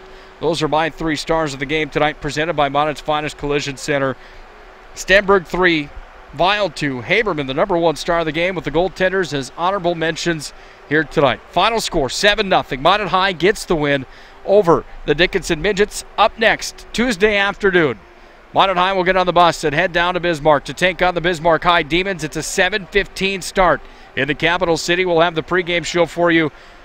Dialing in at 6:50 that night. Planet Pizza brings you the pregame show as always. We'll be there. We'll be ready. Minot High, Bismarck High on a Tuesday night in December. Don't you love it? You have to. It's Minot High Magicians Hockey. Signing off tonight. Special thanks to Jordan Willard, Jason Bennett, and of course, our friend Blake Friars for helping us out tonight. Minot High gets the win, 7-0. I'm Nick Holberg signing off from the Base Arena. Have a good night and God bless. This broadcast presentation of Minot High Hockey is brought to you by First Western Bank and Trust, Premier Chiropractic, Tecta America Dakotas, Ralph's Plumbing and Heating, Surge Valley Dental, Cadova Mexican Grill, Thrifty White Drug, First International Bank, Duffy's Hockey and Sports, Minot Hockey Boosters, Buffalo Wild Wings, IMM, Minot's Finest Collision Center, Vivetto Orthodontics, Elevation, Pro Style Production DJ Services, the UPS Store, Bremer Bank, and Planet Pizza.